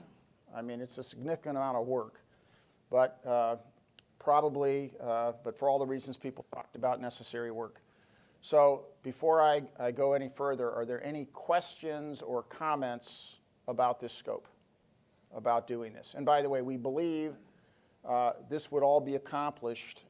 We've told you that the overall time frame has to be extended, but this would be accomplished within that extended time frame. The extended time frame covers everything that we're talking about now. Questions? Comments? Let me ask one question before I tell you this.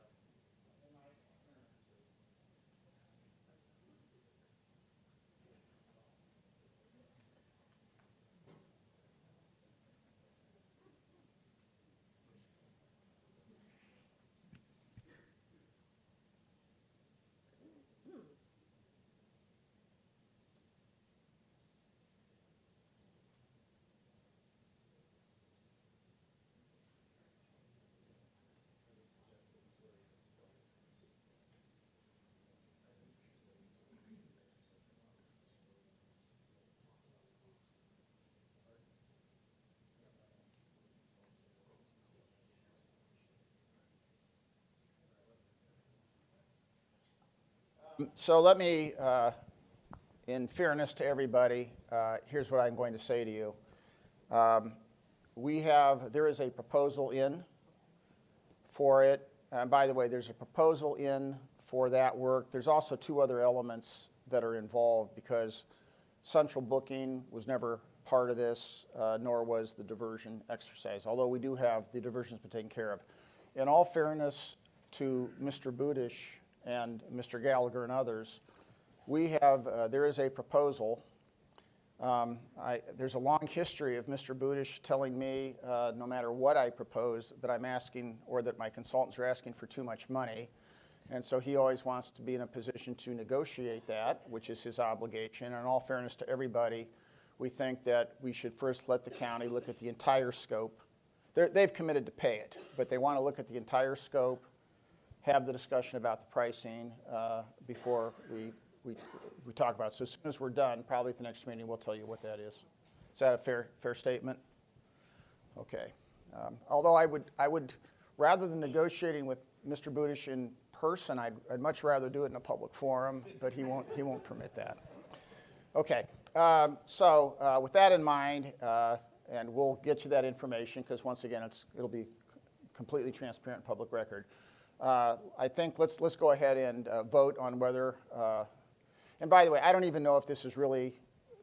This could have been something that the county just said go ahead and do it. We felt it should be though a steering committee proposition because we want everybody on board with the direction. So we do have it as a resolution by the steering committee determination. So everybody in favor of this determination, please signify by saying or by raising your hand.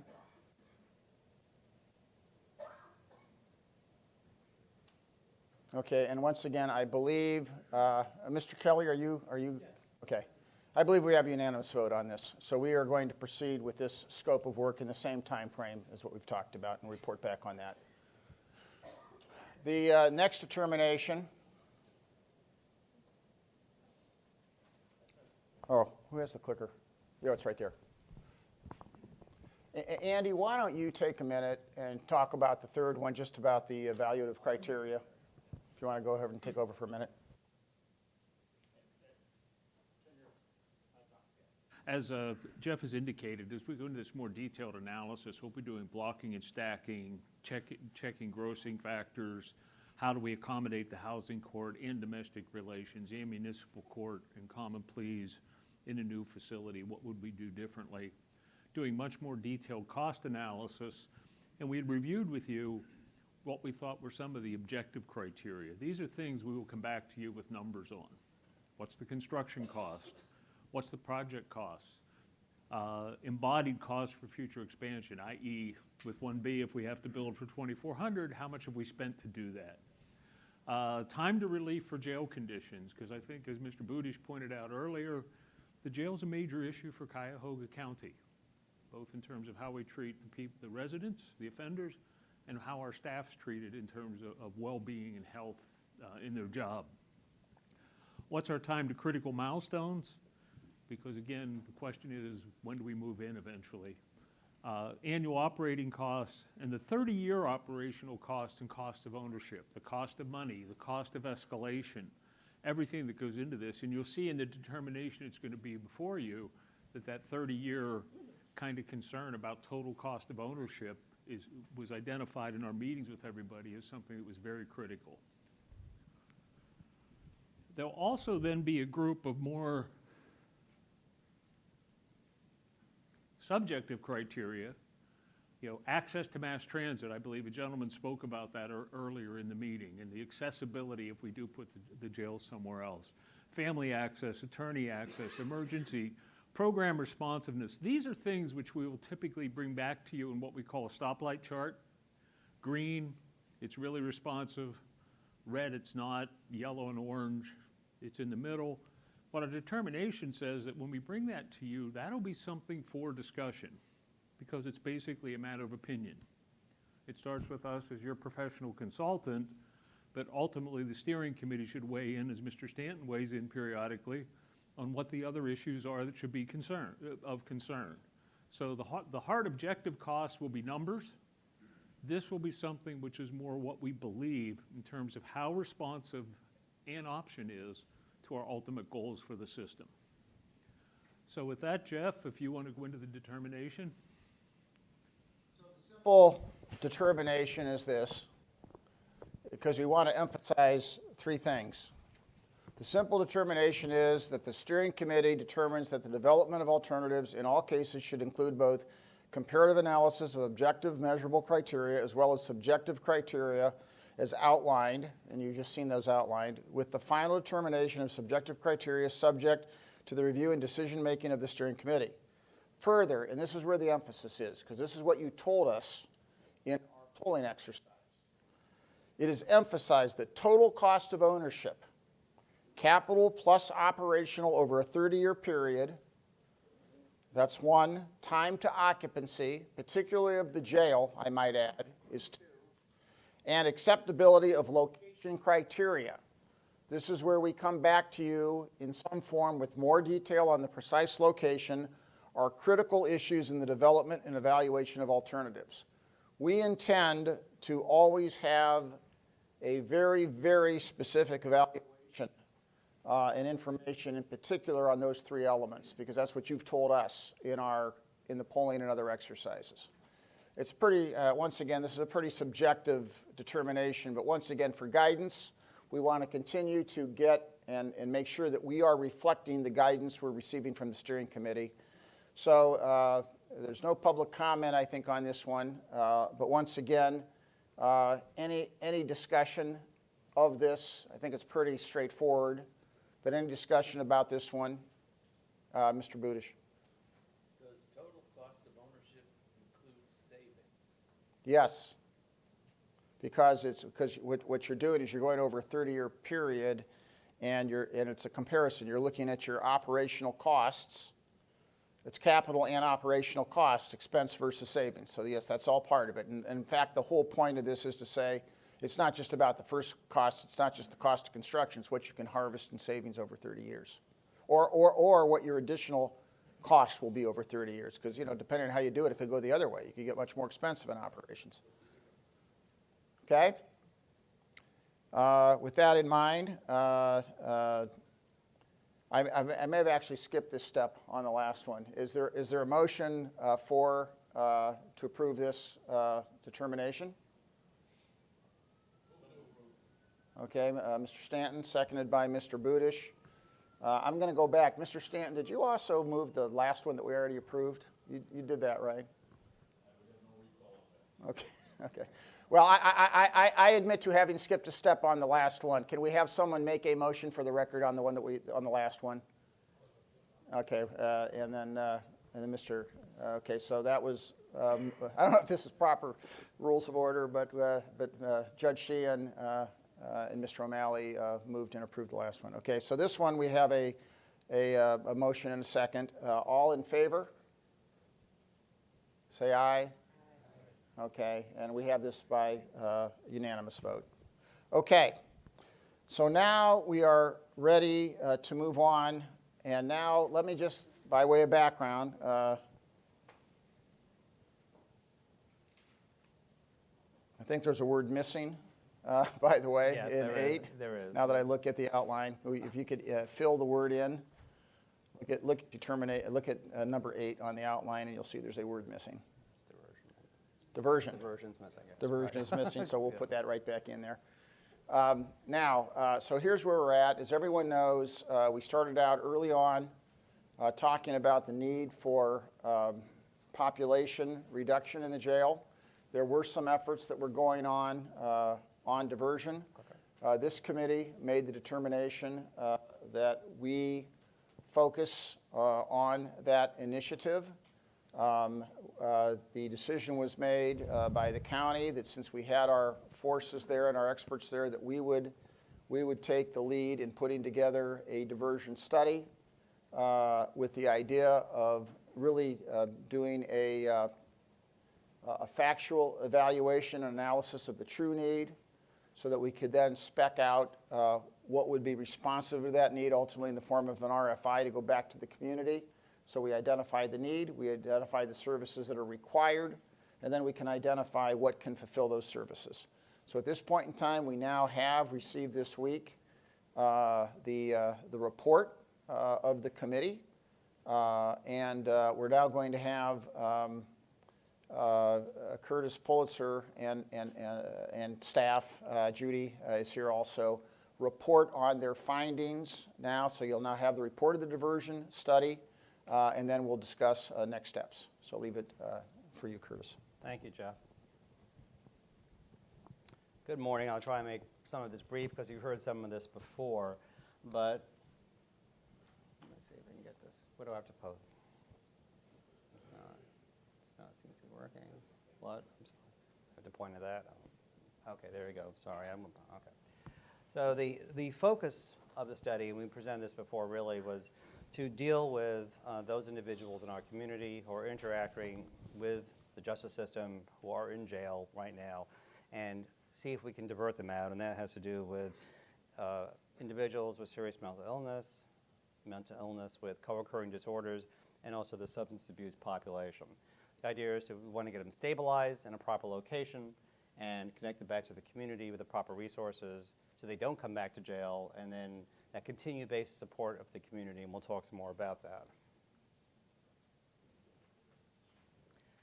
The focus of the study originally was, when we first started, it was just on the SMI population and SMI with co-occurring disorders.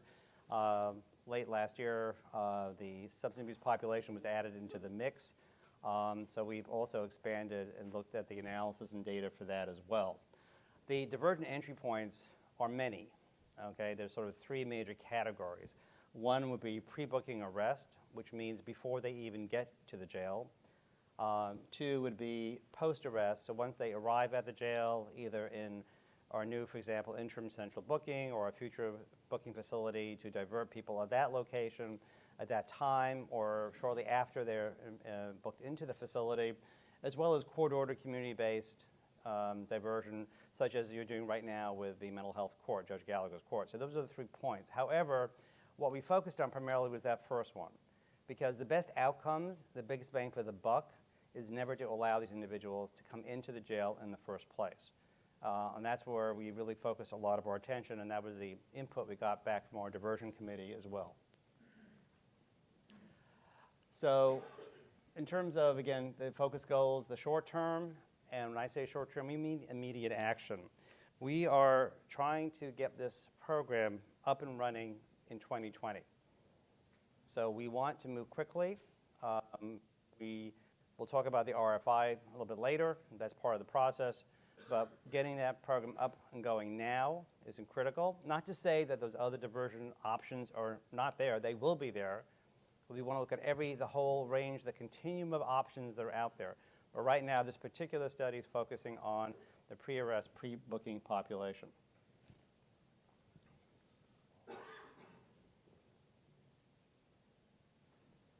So on methodology, this goes to the data. I think you heard some of this at the last meeting in December. I'll run through it quickly. Some of it's the same, but we added some new information, which is very critical because we heard that type of feedback when we met with the diversion committee from the judges.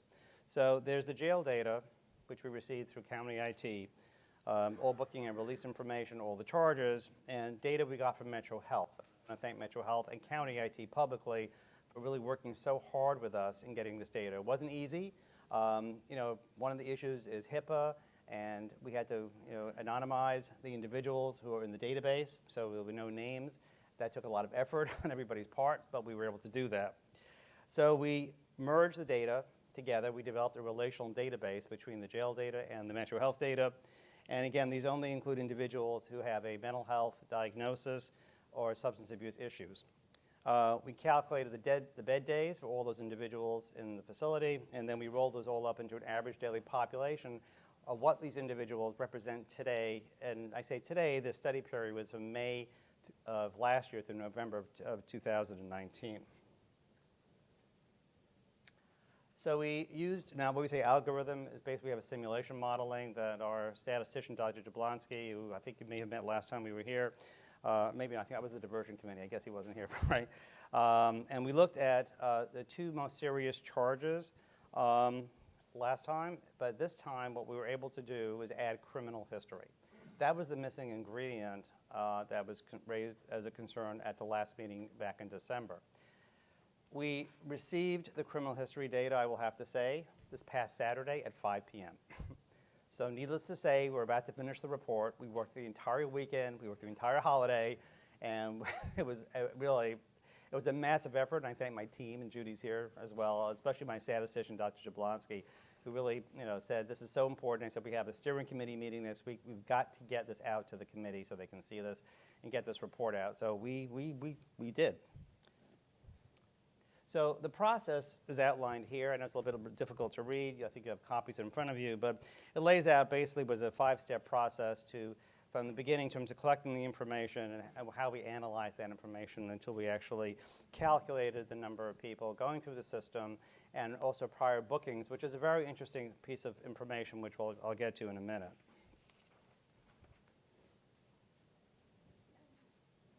So this chart, I think you saw once before. I think it was 2 meetings ago.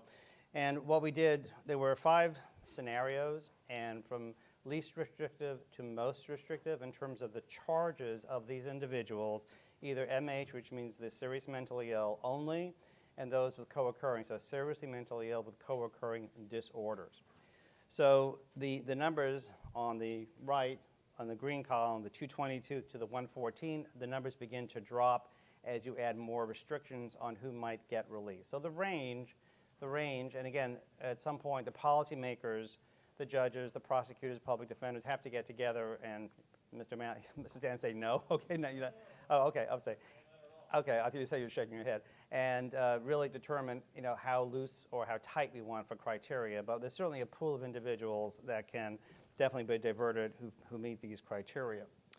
When we apply the criminal history, this is the new information. The numbers basically were halved in half because what we looked at was the history of these individuals, had they been booked into the jail with their history, not their current charge. The chart before, this is individuals in that May to November period with those charges. We went back 5 years, and we looked at the number of times these people have rolled in. It's rather startling. They had any of these charges in their past criminal history, we pulled them out of the database. We pulled them out of the pool of eligibility. Again, being extraordinarily conservative, and I think that's something you have to look at more carefully. But if they had a history of sexual misconduct or violence in their past criminal history, we took them out of the eligibility pool. So the numbers went down to 101 down to 95 for the offenders or individuals with just mental health. We applied the same criteria for individuals who have co-occurring disorders, and that number went down also to 53 down to 49. Again, applying the same criteria. We also then did the same thing for, I'm sorry, this is the co-occurring. I apologize. This is the co-occurring. I'll go back. Yeah, this was the mental health, applying the criminal history criteria, and then the next one is the mental health with a co-occurring disorder. Again, about half the numbers that we had without applying the criminal history.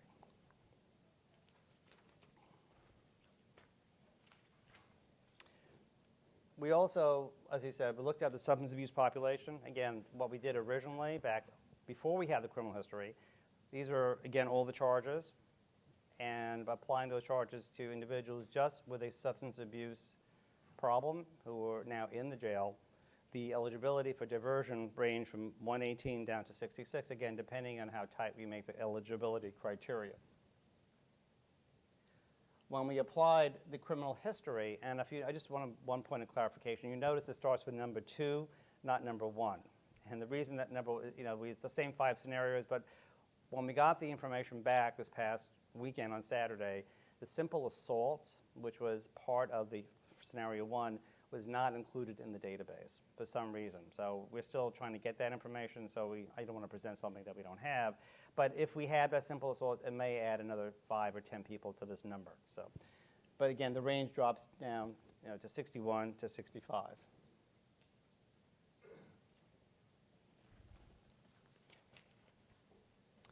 When we look at individuals, okay, and so this is the new information, which is pretty interesting. We looked at substance abuse, and we looked at how many times they were booked into the jail. Now, the booking numbers, we looked at 0 to 2, 3 to 5, 6 to 10, or 11 plus. You see, and this was over a 5-year period, okay? You see the numbers are startling. These are people who are constantly rolling in and rolling out of our jails. This is exactly why we need to have a diversion facility. These people are constantly interacting with our justice system. They're in for a period of time, and they're out again. They're in, they're out, they're in and out. I mean, we have some over, on the category 2, the scenario 2, who were in and out 11 plus times. We had one that was in as many as 40 times in a period of 5 years. And Mr. Malley's shaking your head. You know who you're dealing with. I mean, these are the people that we're trying to divert.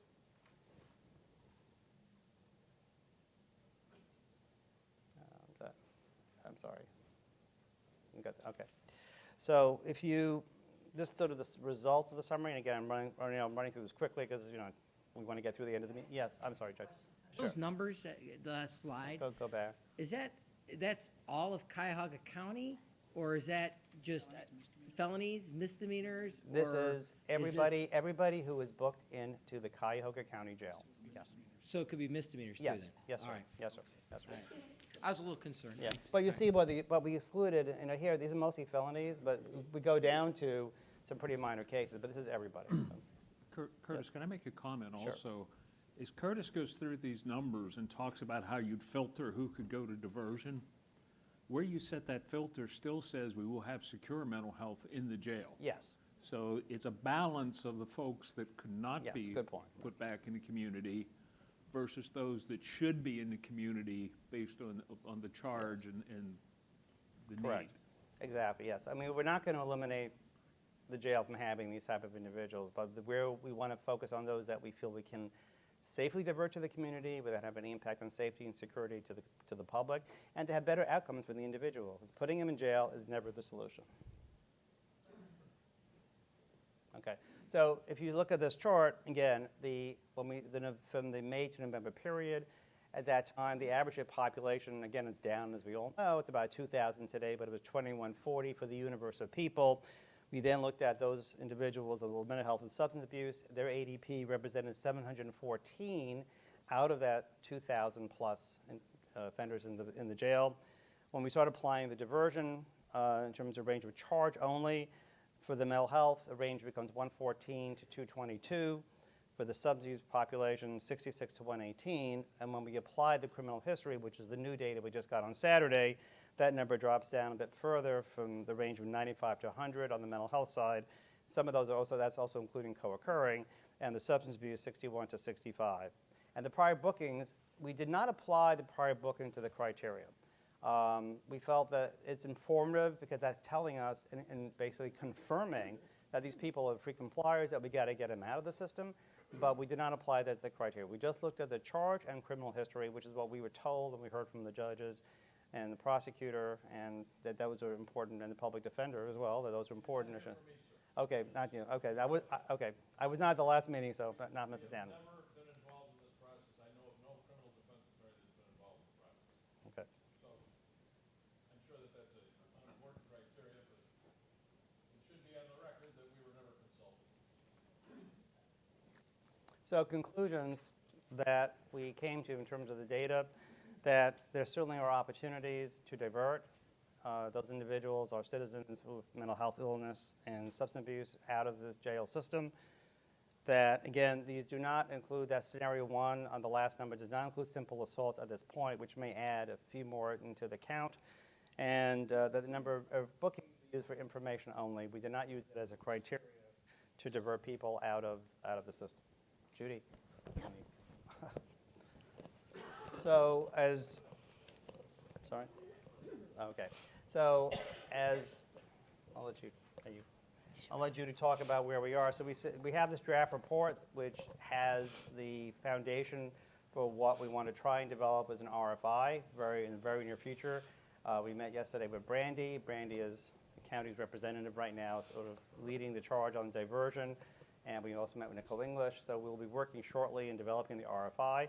But we want to talk about what the components of the RFI would be. And with that, I'll talk to Judy Whiteley. Mr. Yes. Mr. Oh, I'm sorry. Budish? Oh, yes, I'm sorry.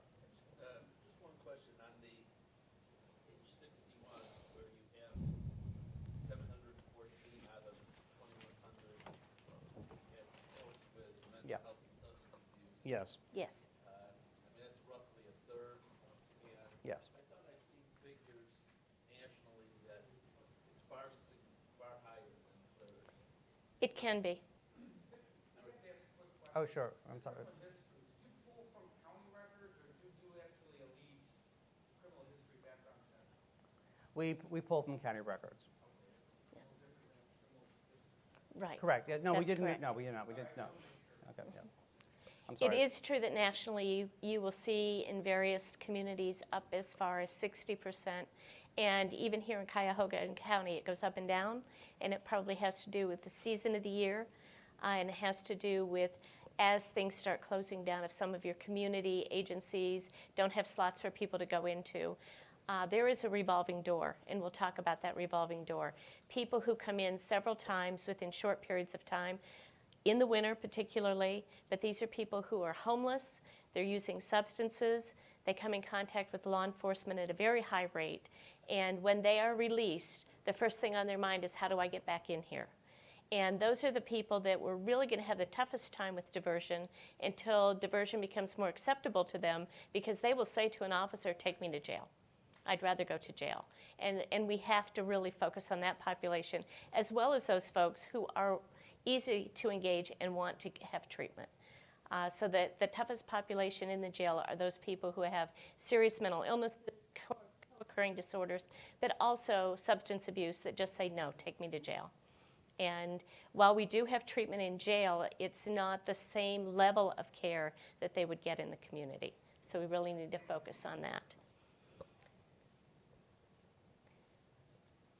So, as Curtis has already said, the three populations that we're looking at right now, and that doesn't mean this would be the only population, but currently to start, is people who have serious mental illnesses, people with serious mental illnesses and co-occurring disorders, and people with serious substance abuse and addiction, who we can divert from the jail, hopefully at pre-arrest, but certainly at pre-booking.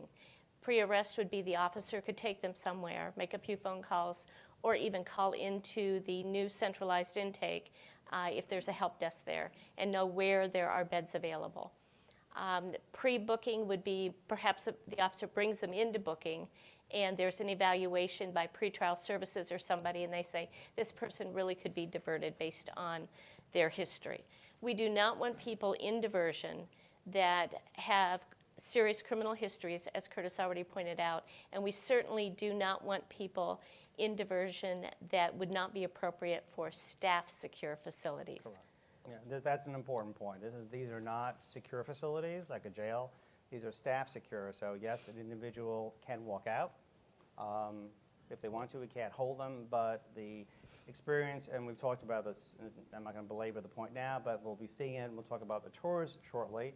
But other facilities that have diversion facilities that are staff secure, great success, where the individual recognizes, yes, I'm getting help, I'm going to stay here for the designated time of the program and work with the people who are trying to help me get better. Now, the numbers that we have up here, remember, Yeah, are but- people. Sure. Oh, And Curtis, as we've discussed, staff secure makes the provider eligible for Medicaid, yes. Correct. which the jail is not eligible for. Correct. So they're not, as long as they don't actually formally get arrested, they're not really, they're not considered, they're just, a community citizen, all their Medicaid benefits that currently exist continue on, or their health insurance too, so. Right, if they have it, but it's usually. And remember that these numbers are potential people that could be diverted away from the jail. But that is not to say that there aren't other people in the community that aren't as involved with the criminal justice system that may not meet the need for diversion at some point instead of hospital level care or some of the higher levels of care. But that's for later to talk about. The number of participants, those are kind of some ballpark figures. One of the things we've done in the RFI framework is really look at the type of treatment spaces that are going to be needed. Now, this is not, we're not jumping right out saying you need to build new facilities. What we're saying is there may be facilities out there that would be appropriately renovated or even now appropriate to provide some diversion opportunities.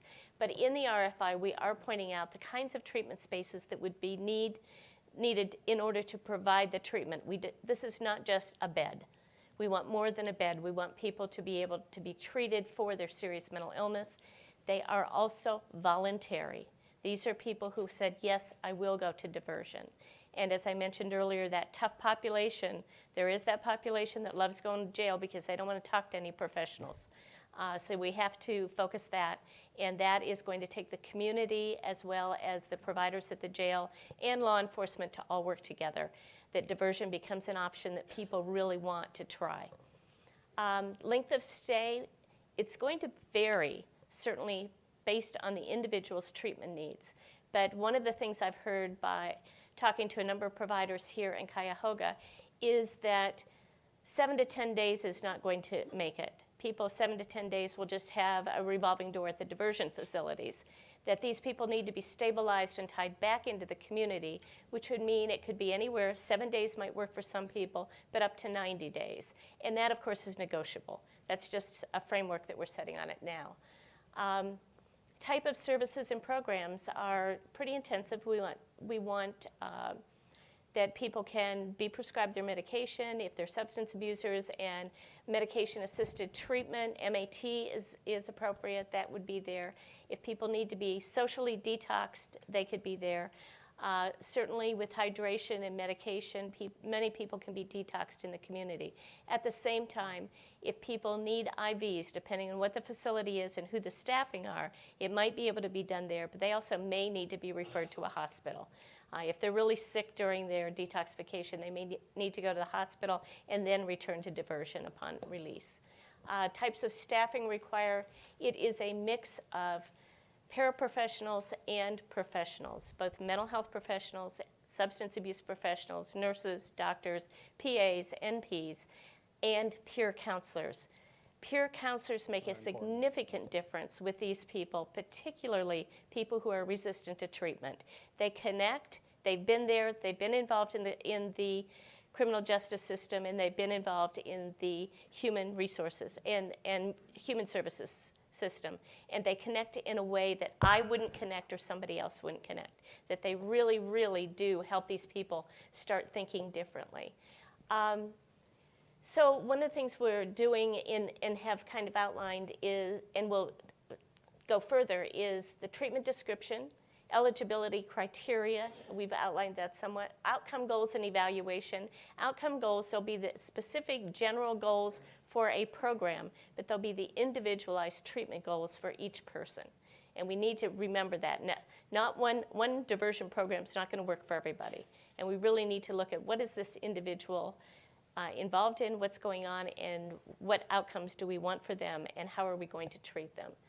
It's in very and I would add the evaluation is very important too. We want data as we go out, Yes. and data from the providers that are going to set up the programs to show positive outcome goals and show that there really is an impact on the jail. So that is all part of what they'd have to It's going to be supply numbers, us. numbers, numbers. We need to know the outcomes because that's the only way we're going to be able to evaluate the effectiveness of these programs. The other thing that we're really looking at a lot is program-specific facilities versus mixed facilities. And that is not been determined yet, whether you can do, there are some populations you wouldn't mix, and there are other populations you can mix. And so, again, we'll look at what that really needs to be. Collaboration among providers in diversion and the community. They have to work together. And geographic diversity. We don't want just one, initially it probably will be one, but as you're thinking about Cuyahoga County, one of the things we keep hearing from people is the difficulty with public transportation. So perhaps we need to think about these being, however many there are, spread across the county in areas that make sense. We're also asking people to tell us what they think the cost is going to be to operate them and the funding sources that would help. And we're really pushing the public-private partnerships and collaboration with the community resources that are already out there. Discharge planning is so important.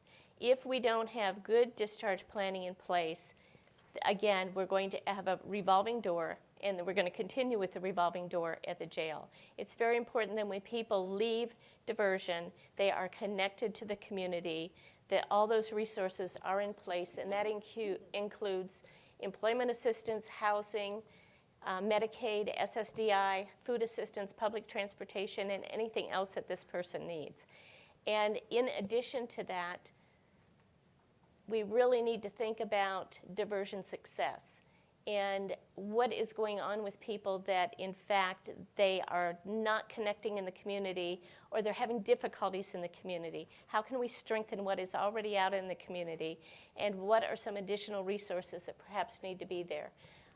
There are some agencies here who work very much with the unengaged, those people who are resistant to treatment. There are other agencies that don't do that as well. That is not their focus, and they have more than enough patients to take care of who are interested. But we need to think about this. CIT training right now is not universal for all law enforcement, and that would certainly be of assistance. The Mobile Crisis Unit is a great unit. It works very well, responds to families. It does not respond to law enforcement officers directly or to the jail. Yeah, CIT are crisis intervention teams. Oh, yes, good point. Yeah, and yeah, I'm sorry. Okay. CIT is crisis intervention training. Training. I'm sorry, training. Yeah.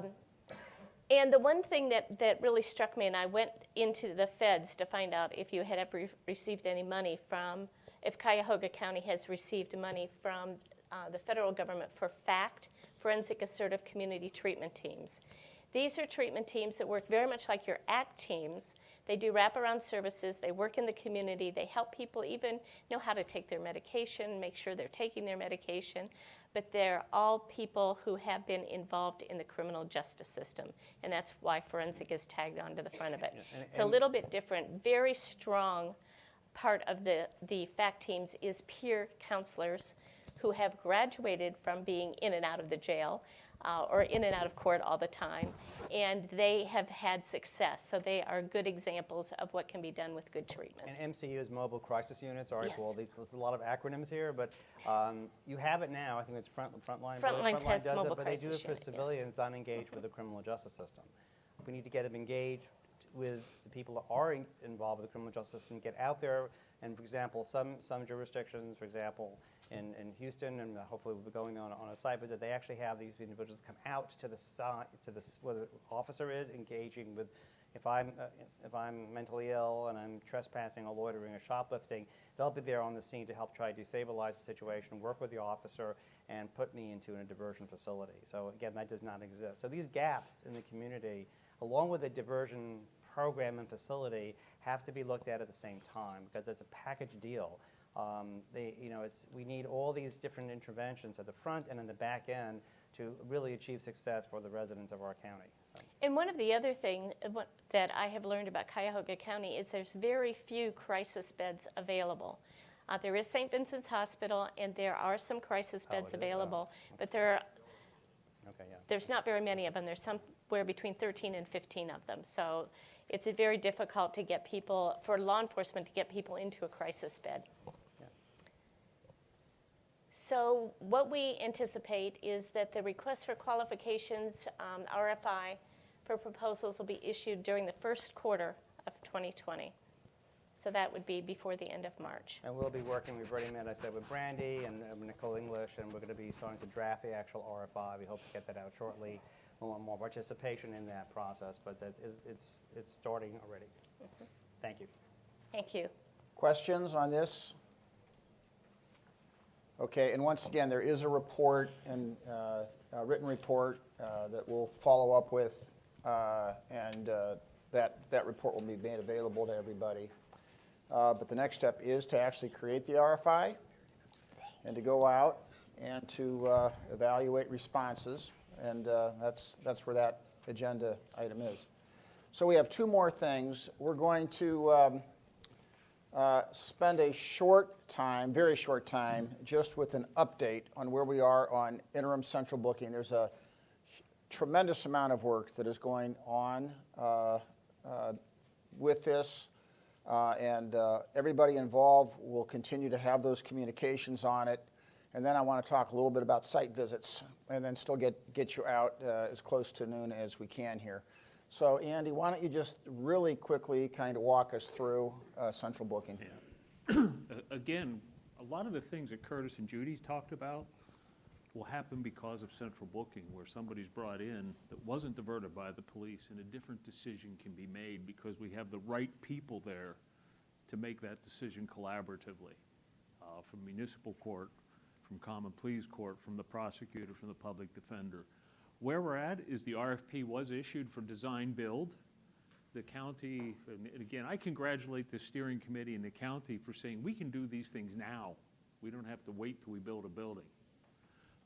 And Mr. Mason calls every day, calls Mr. Deaver, who calls Nicole, who calls me and says, where are we? So the RFP's been issued. We had the pre-proposal. Proposals are due today for the design build teams.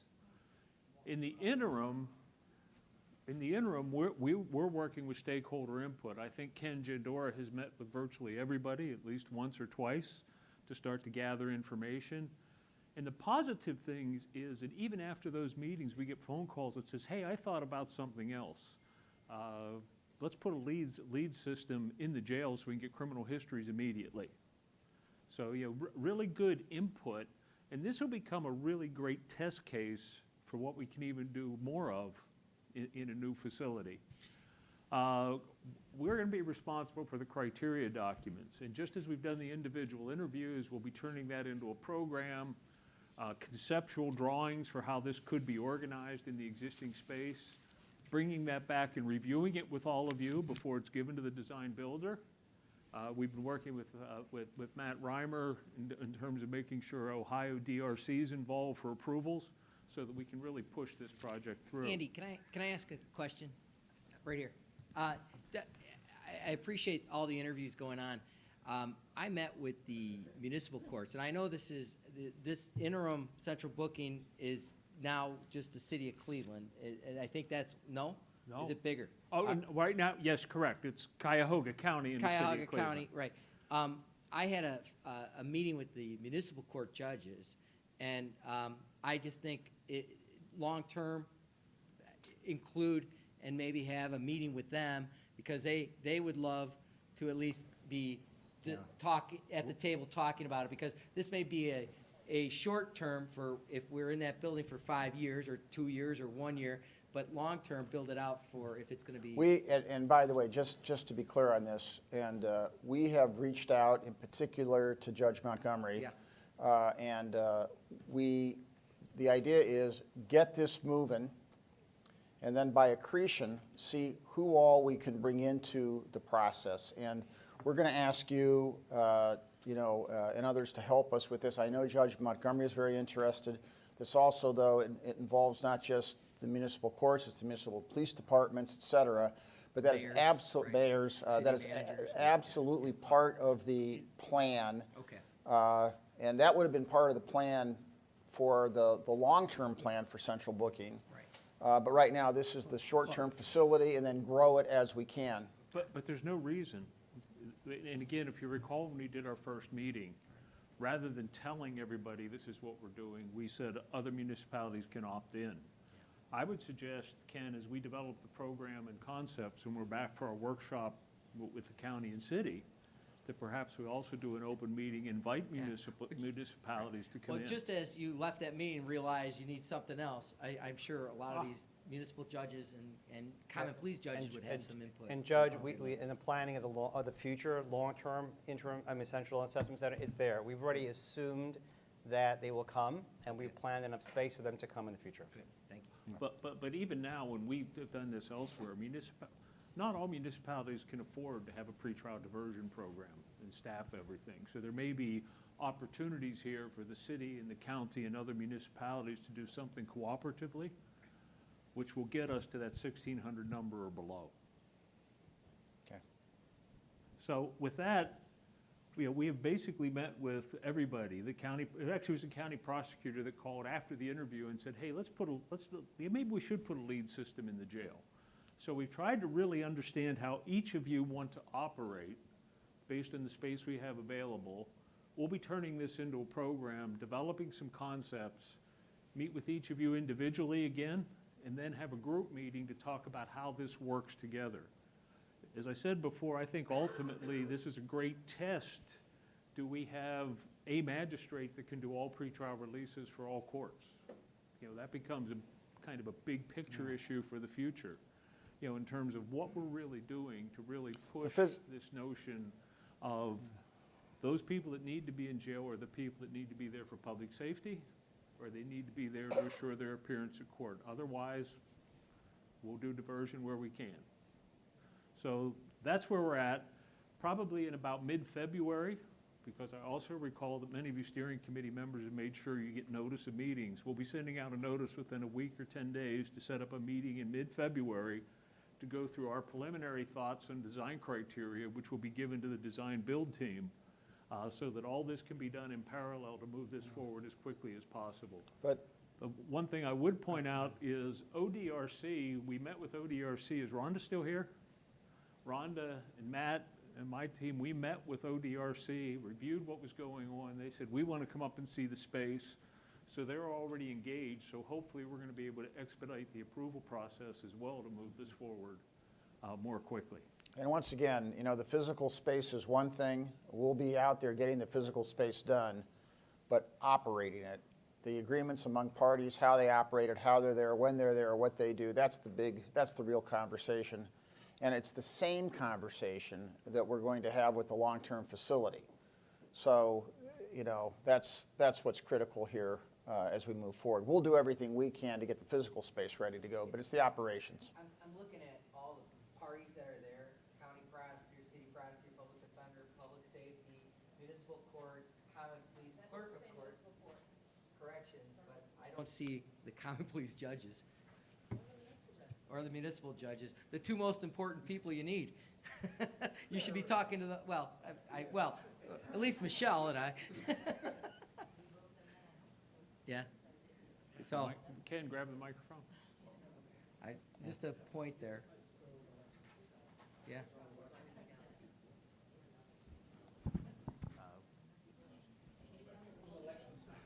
Yeah, right. Think of how you defend yourself as you get up to talk now. Yeah, right. Yeah. Does it work now? Okay. Yeah, I mean, yes, those meetings with the municipal court and common police court will occur. I mean, we initially had a meeting with Greg, Andrea, and others, and we need to still follow up with those entities to further discuss the functional requirements and the staffing for the 2-3 levels in jail 1. And we have a critical issue still to work out with Judge Early in the municipal court in terms of what kind of courtroom is going to be used if we go to multiple arraignment periods during the day. If we go that direction. If we go that direction, Yes. correct. The slide will be corrected. You're completely correct. Yeah, Yes. I just looking up there, and I go, I Yeah. don't see the two judges, Right. municipal court. No, you're absolutely correct. I mean, those meetings still need to occur. Okay, good. Well, Okay, thank you. thanks. Okay, now, we're going to get to the next order of business, and I just want to talk about this one briefly. We do believe that there is a tremendous amount to be learned with site visits.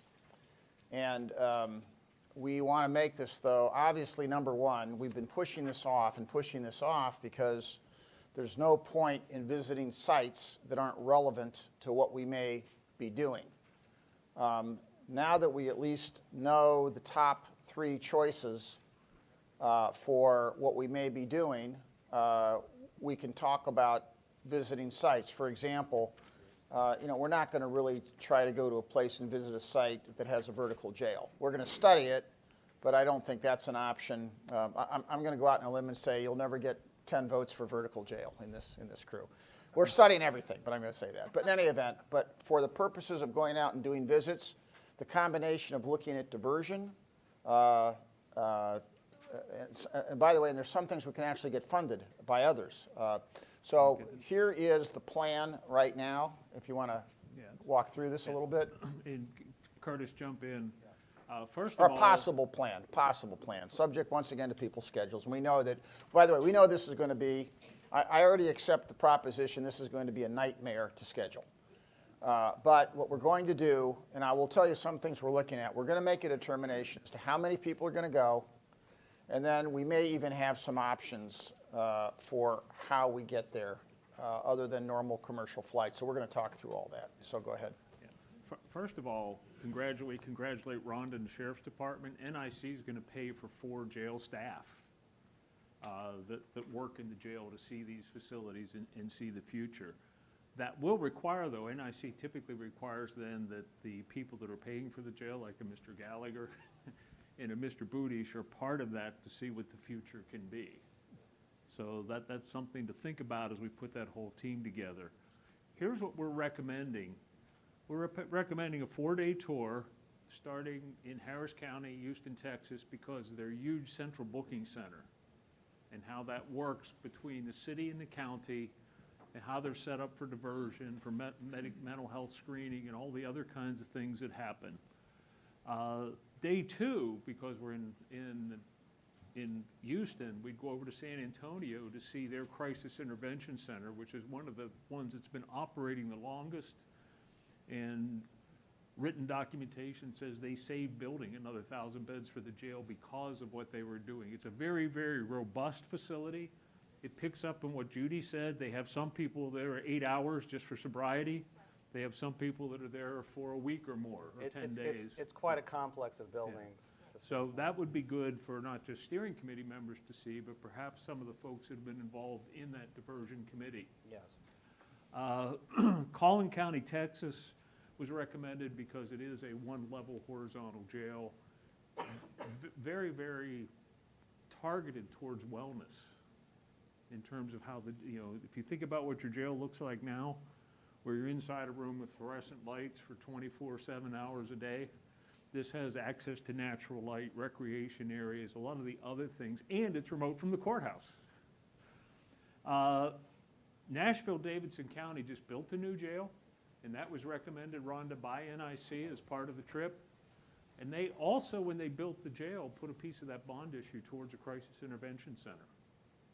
So we believe that this would be a good 4-day tour. Sorry. So we have 4 people from the jail administrative line staff that Rhonda's identifying that would be part of that tour, that are paid for reimbursed by NIC.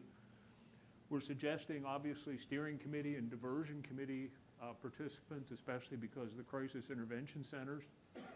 And then, obviously, some of us would go along.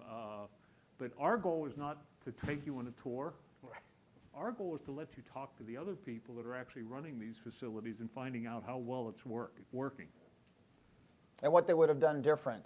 What they would have done different, what they now know that they would have done different and would recommend that you think about in terms of the facilities. Because every facility has a lesson learned. Yeah, so we're Sounds like a looking at the dumb week of question March. again. These are all comparable sizes to what Cuyahoga County is, I assume?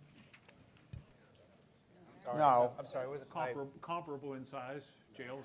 Some are larger, they're obviously. different. I mean, at Harris County, we're not going to look at the jails because I have to say they're bad. But the Joint Processing Center, the new central booking, which is the city and the county, it has municipal courts, it has county courts, it has the public defender having an operation, the prosecutor, has all the elements you want to see. It is processing, it is bigger than ours.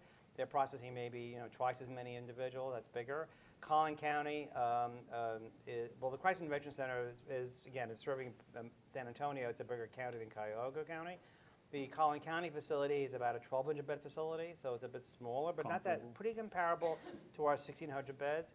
And Nashville, Davidson County, they have several jails, so this is one of several jails. This jail's about 1,000 beds as well, so. So- And I will also add that, in some of these, as Jeff said, learn from other people what they have done. Again, there's a lot of people who may not be able to go on the trip.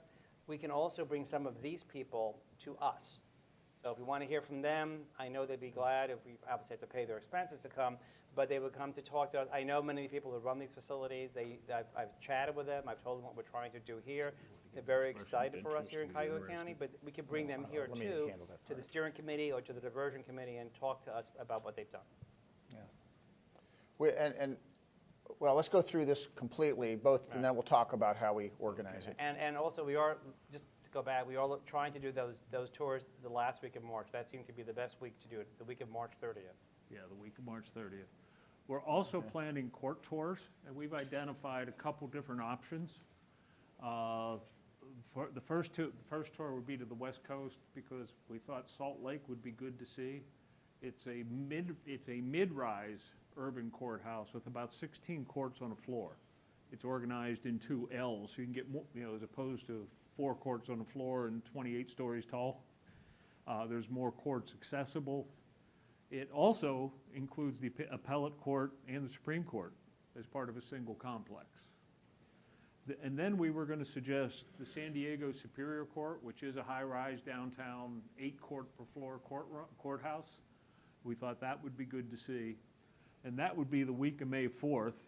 And then if necessary, because we were really balancing what the best facilities were, Broward County just built a new courthouse which houses the whole mix of courts. So that could be a good one-day trip to see. There's 2 kinds of lessons learned there. There's good things about the facility. There's also bad things about the way they actually went about the design and construction process, which are big lessons learned because they did not have they had a great experience with the building, but they did not have a happy experience with the process. And it's worth talking about. Yes? Judge? Do any of them have a housing court in them? I know San Francisco. We will research that, but there's very few housing courts in the country. Probably the biggest ones have been in New York. New York, DC, Yeah, San Francisco. yeah. Let us see what we could find. Thank you, Judge. Okay.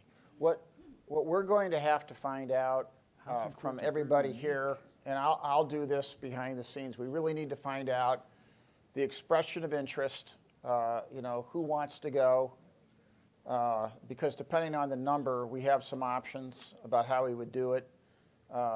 I don't know how, what you guys have to think about in terms of your individual costs to cover the trip. You're going to have to think about how that would work and let me know what the interest is in doing this. And I will say this, if there's enough people that are going to go, I mean, if we had a group of, more than 10 or 15 or 20 that go on a trip, there's a way of actually creating the trip. I mean, if we did it all with commercial air, the difficulties of connections and everything else would make it a nightmare. People would be late. So we actually could think about an alternative of how that would be done. We've taken large groups and found once we get to a certain size, there's some actual real economy of if you chartered something and then had a bus waiting, you We could could actually charter a prison bus. and find out what inmate transport's I about. had that idea the other day as a joke. I didn't know that you'd talk about it in public, but you could get the experience. But in order for us to really understand what our options are, I'm going to have to get with you and find out from you your interest of the stakeholders or stakeholder groups in participating in the tours. Yes, sir. Jeff, I know this is somewhat out of the scope of what we've discussed, but again, these are assumptions that are perhaps being made. I just would like the committee to consider that, the nuts and bolts of what we do on an everyday basis in that courthouse, okay? Or through the jail, or any aspect of the criminal justice system or the justice system itself. The integral individuals that make every day work smoothly and efficiently, and it's wonderful how competent our attorneys and our judges are. No one's more knowledgeable or more critical than the folks from the probation department and a bailiff. And I would suggest that a bailiff from Muni Court and from the Common Police Court, whoever is the most experienced, certainly have somebody from the probation department. All of these programs that you're discussing are completely dependent upon the interaction with these two entities. And I think that it would be highly knowledgeable for the court in general if a representative both from a probation and the bailiffs don't have a union, but they certainly have a camaraderie and consistency of approach. I think it would benefit all of us tremendously. Well, let me say this. We didn't want to be so presumptuous as to suggest who should go.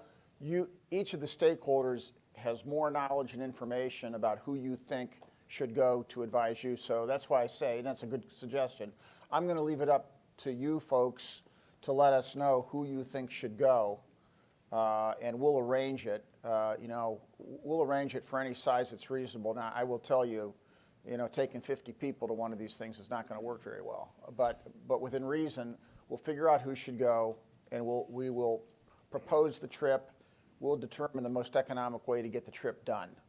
So why don't we get your and others' feedback about that? When are you gonna need an answer? Well, Nicole, why don't you comment on, from your processing point of view, how much lead time you think you need to put together the part that we need to put together? Oh, that's fine. I think we just want to get it in the next week or two to understand how many, so we can start costing it, and then I can approach the county executive as far as how we're going to fund it and who's paying what, and we have to put in approvals to get the travel in. So we've been talking about this for the last probably 2 or 3 months. We really pushed the consultants to get a schedule together, so we're hopeful in the next couple weeks, or week, if everybody could send through Jeff, you know, who you're thinking of going, if it works Well, for them that week. I'll send an email to you, to each of the steering committee member. Yes, yes. Do we really think it's necessary to spend all, I mean, I like the Texas trip, I think, and stopping in Nashville on the way home, but do we really need to go to 3 more places? Well, these are jail trips. These are court trips. I'm just saying, do we really need to go to 3 more places? I mean, they're all courthouses, and, I mean, I'm just saying, that's a lot of travel. That's just me. I'll let our consultants, it's their experience about the value and what happens, so I'm not the expert there. I will let them comment. Well, we actually selected the jails because of what they can show, especially related to the crisis intervention. And we selected the courthouses because they also indicated things. And it may be that it's different core groups on those 2 trips. Again, we'll get the information from you all and get back to you with what's been requested and what we think is doable. But, you know, one of the things we've seen in your courthouse that we've discussed is with the 4 courts per floor, attorneys are moving up and down and staff all the time. Today, we do courthouses with many more, large courthouses, more courtrooms per floor. So that's, you know, we're really trying to find things which may reflect what we're doing as part of blocking and stacking. The one thing we understood, Bill, but the one thing we understood, and we can consolidate this more, but we understood that frankly, there's going to be different people who are going to be on the jail trip and diversion trip than on the courts trip. So the other part is that we want to make it really, maybe the idea here is to cut the number down to a dull roar. Maybe we cut out, I mean, the one question is, can you incorporate, if you go back to your jail, to the first slide, can you incorporate in those facilities where you want to go, do they have the courthouse enough there or not?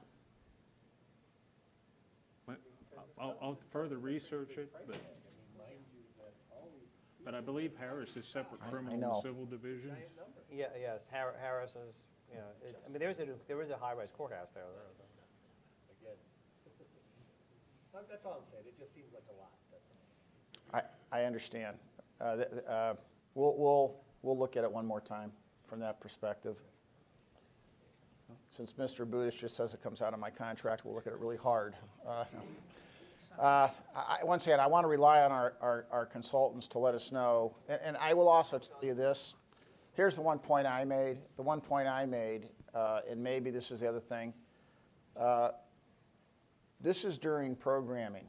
It may be that some of the visits, once we get beyond the programming stage and we're in the early design stage, maybe some of this visitation can be postponed toward then, especially on the courts when we're making true design decisions in the courts.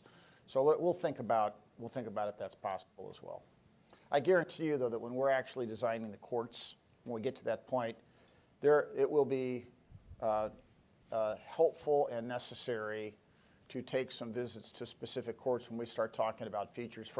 Just by way of example, I can't imagine that we would be talking about something like corner courtroom, corner benches, unless a judge has said, I want to see that. I want to see it in action. I want to see what those courtrooms look like. So I know we're going to have to do some of that. And that's what we've included, so. Yeah, but maybe that comes later, so we can talk through that. Okay. Okay? But in the meantime, I think the jail tour is, for jail and diversion, that is critical. And maybe the issue is that we postpone the court tour until the next phase. We can talk about that. Why don't we get our expressions of interest and see where we stand? We'll see where we stand.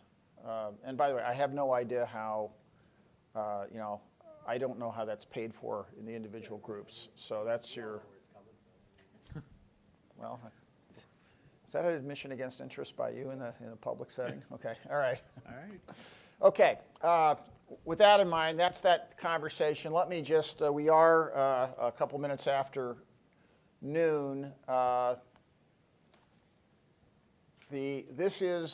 So two things. This is the listing of the upcoming meetings. Now, we may be revising this a little bit given what we heard today. This is where we were.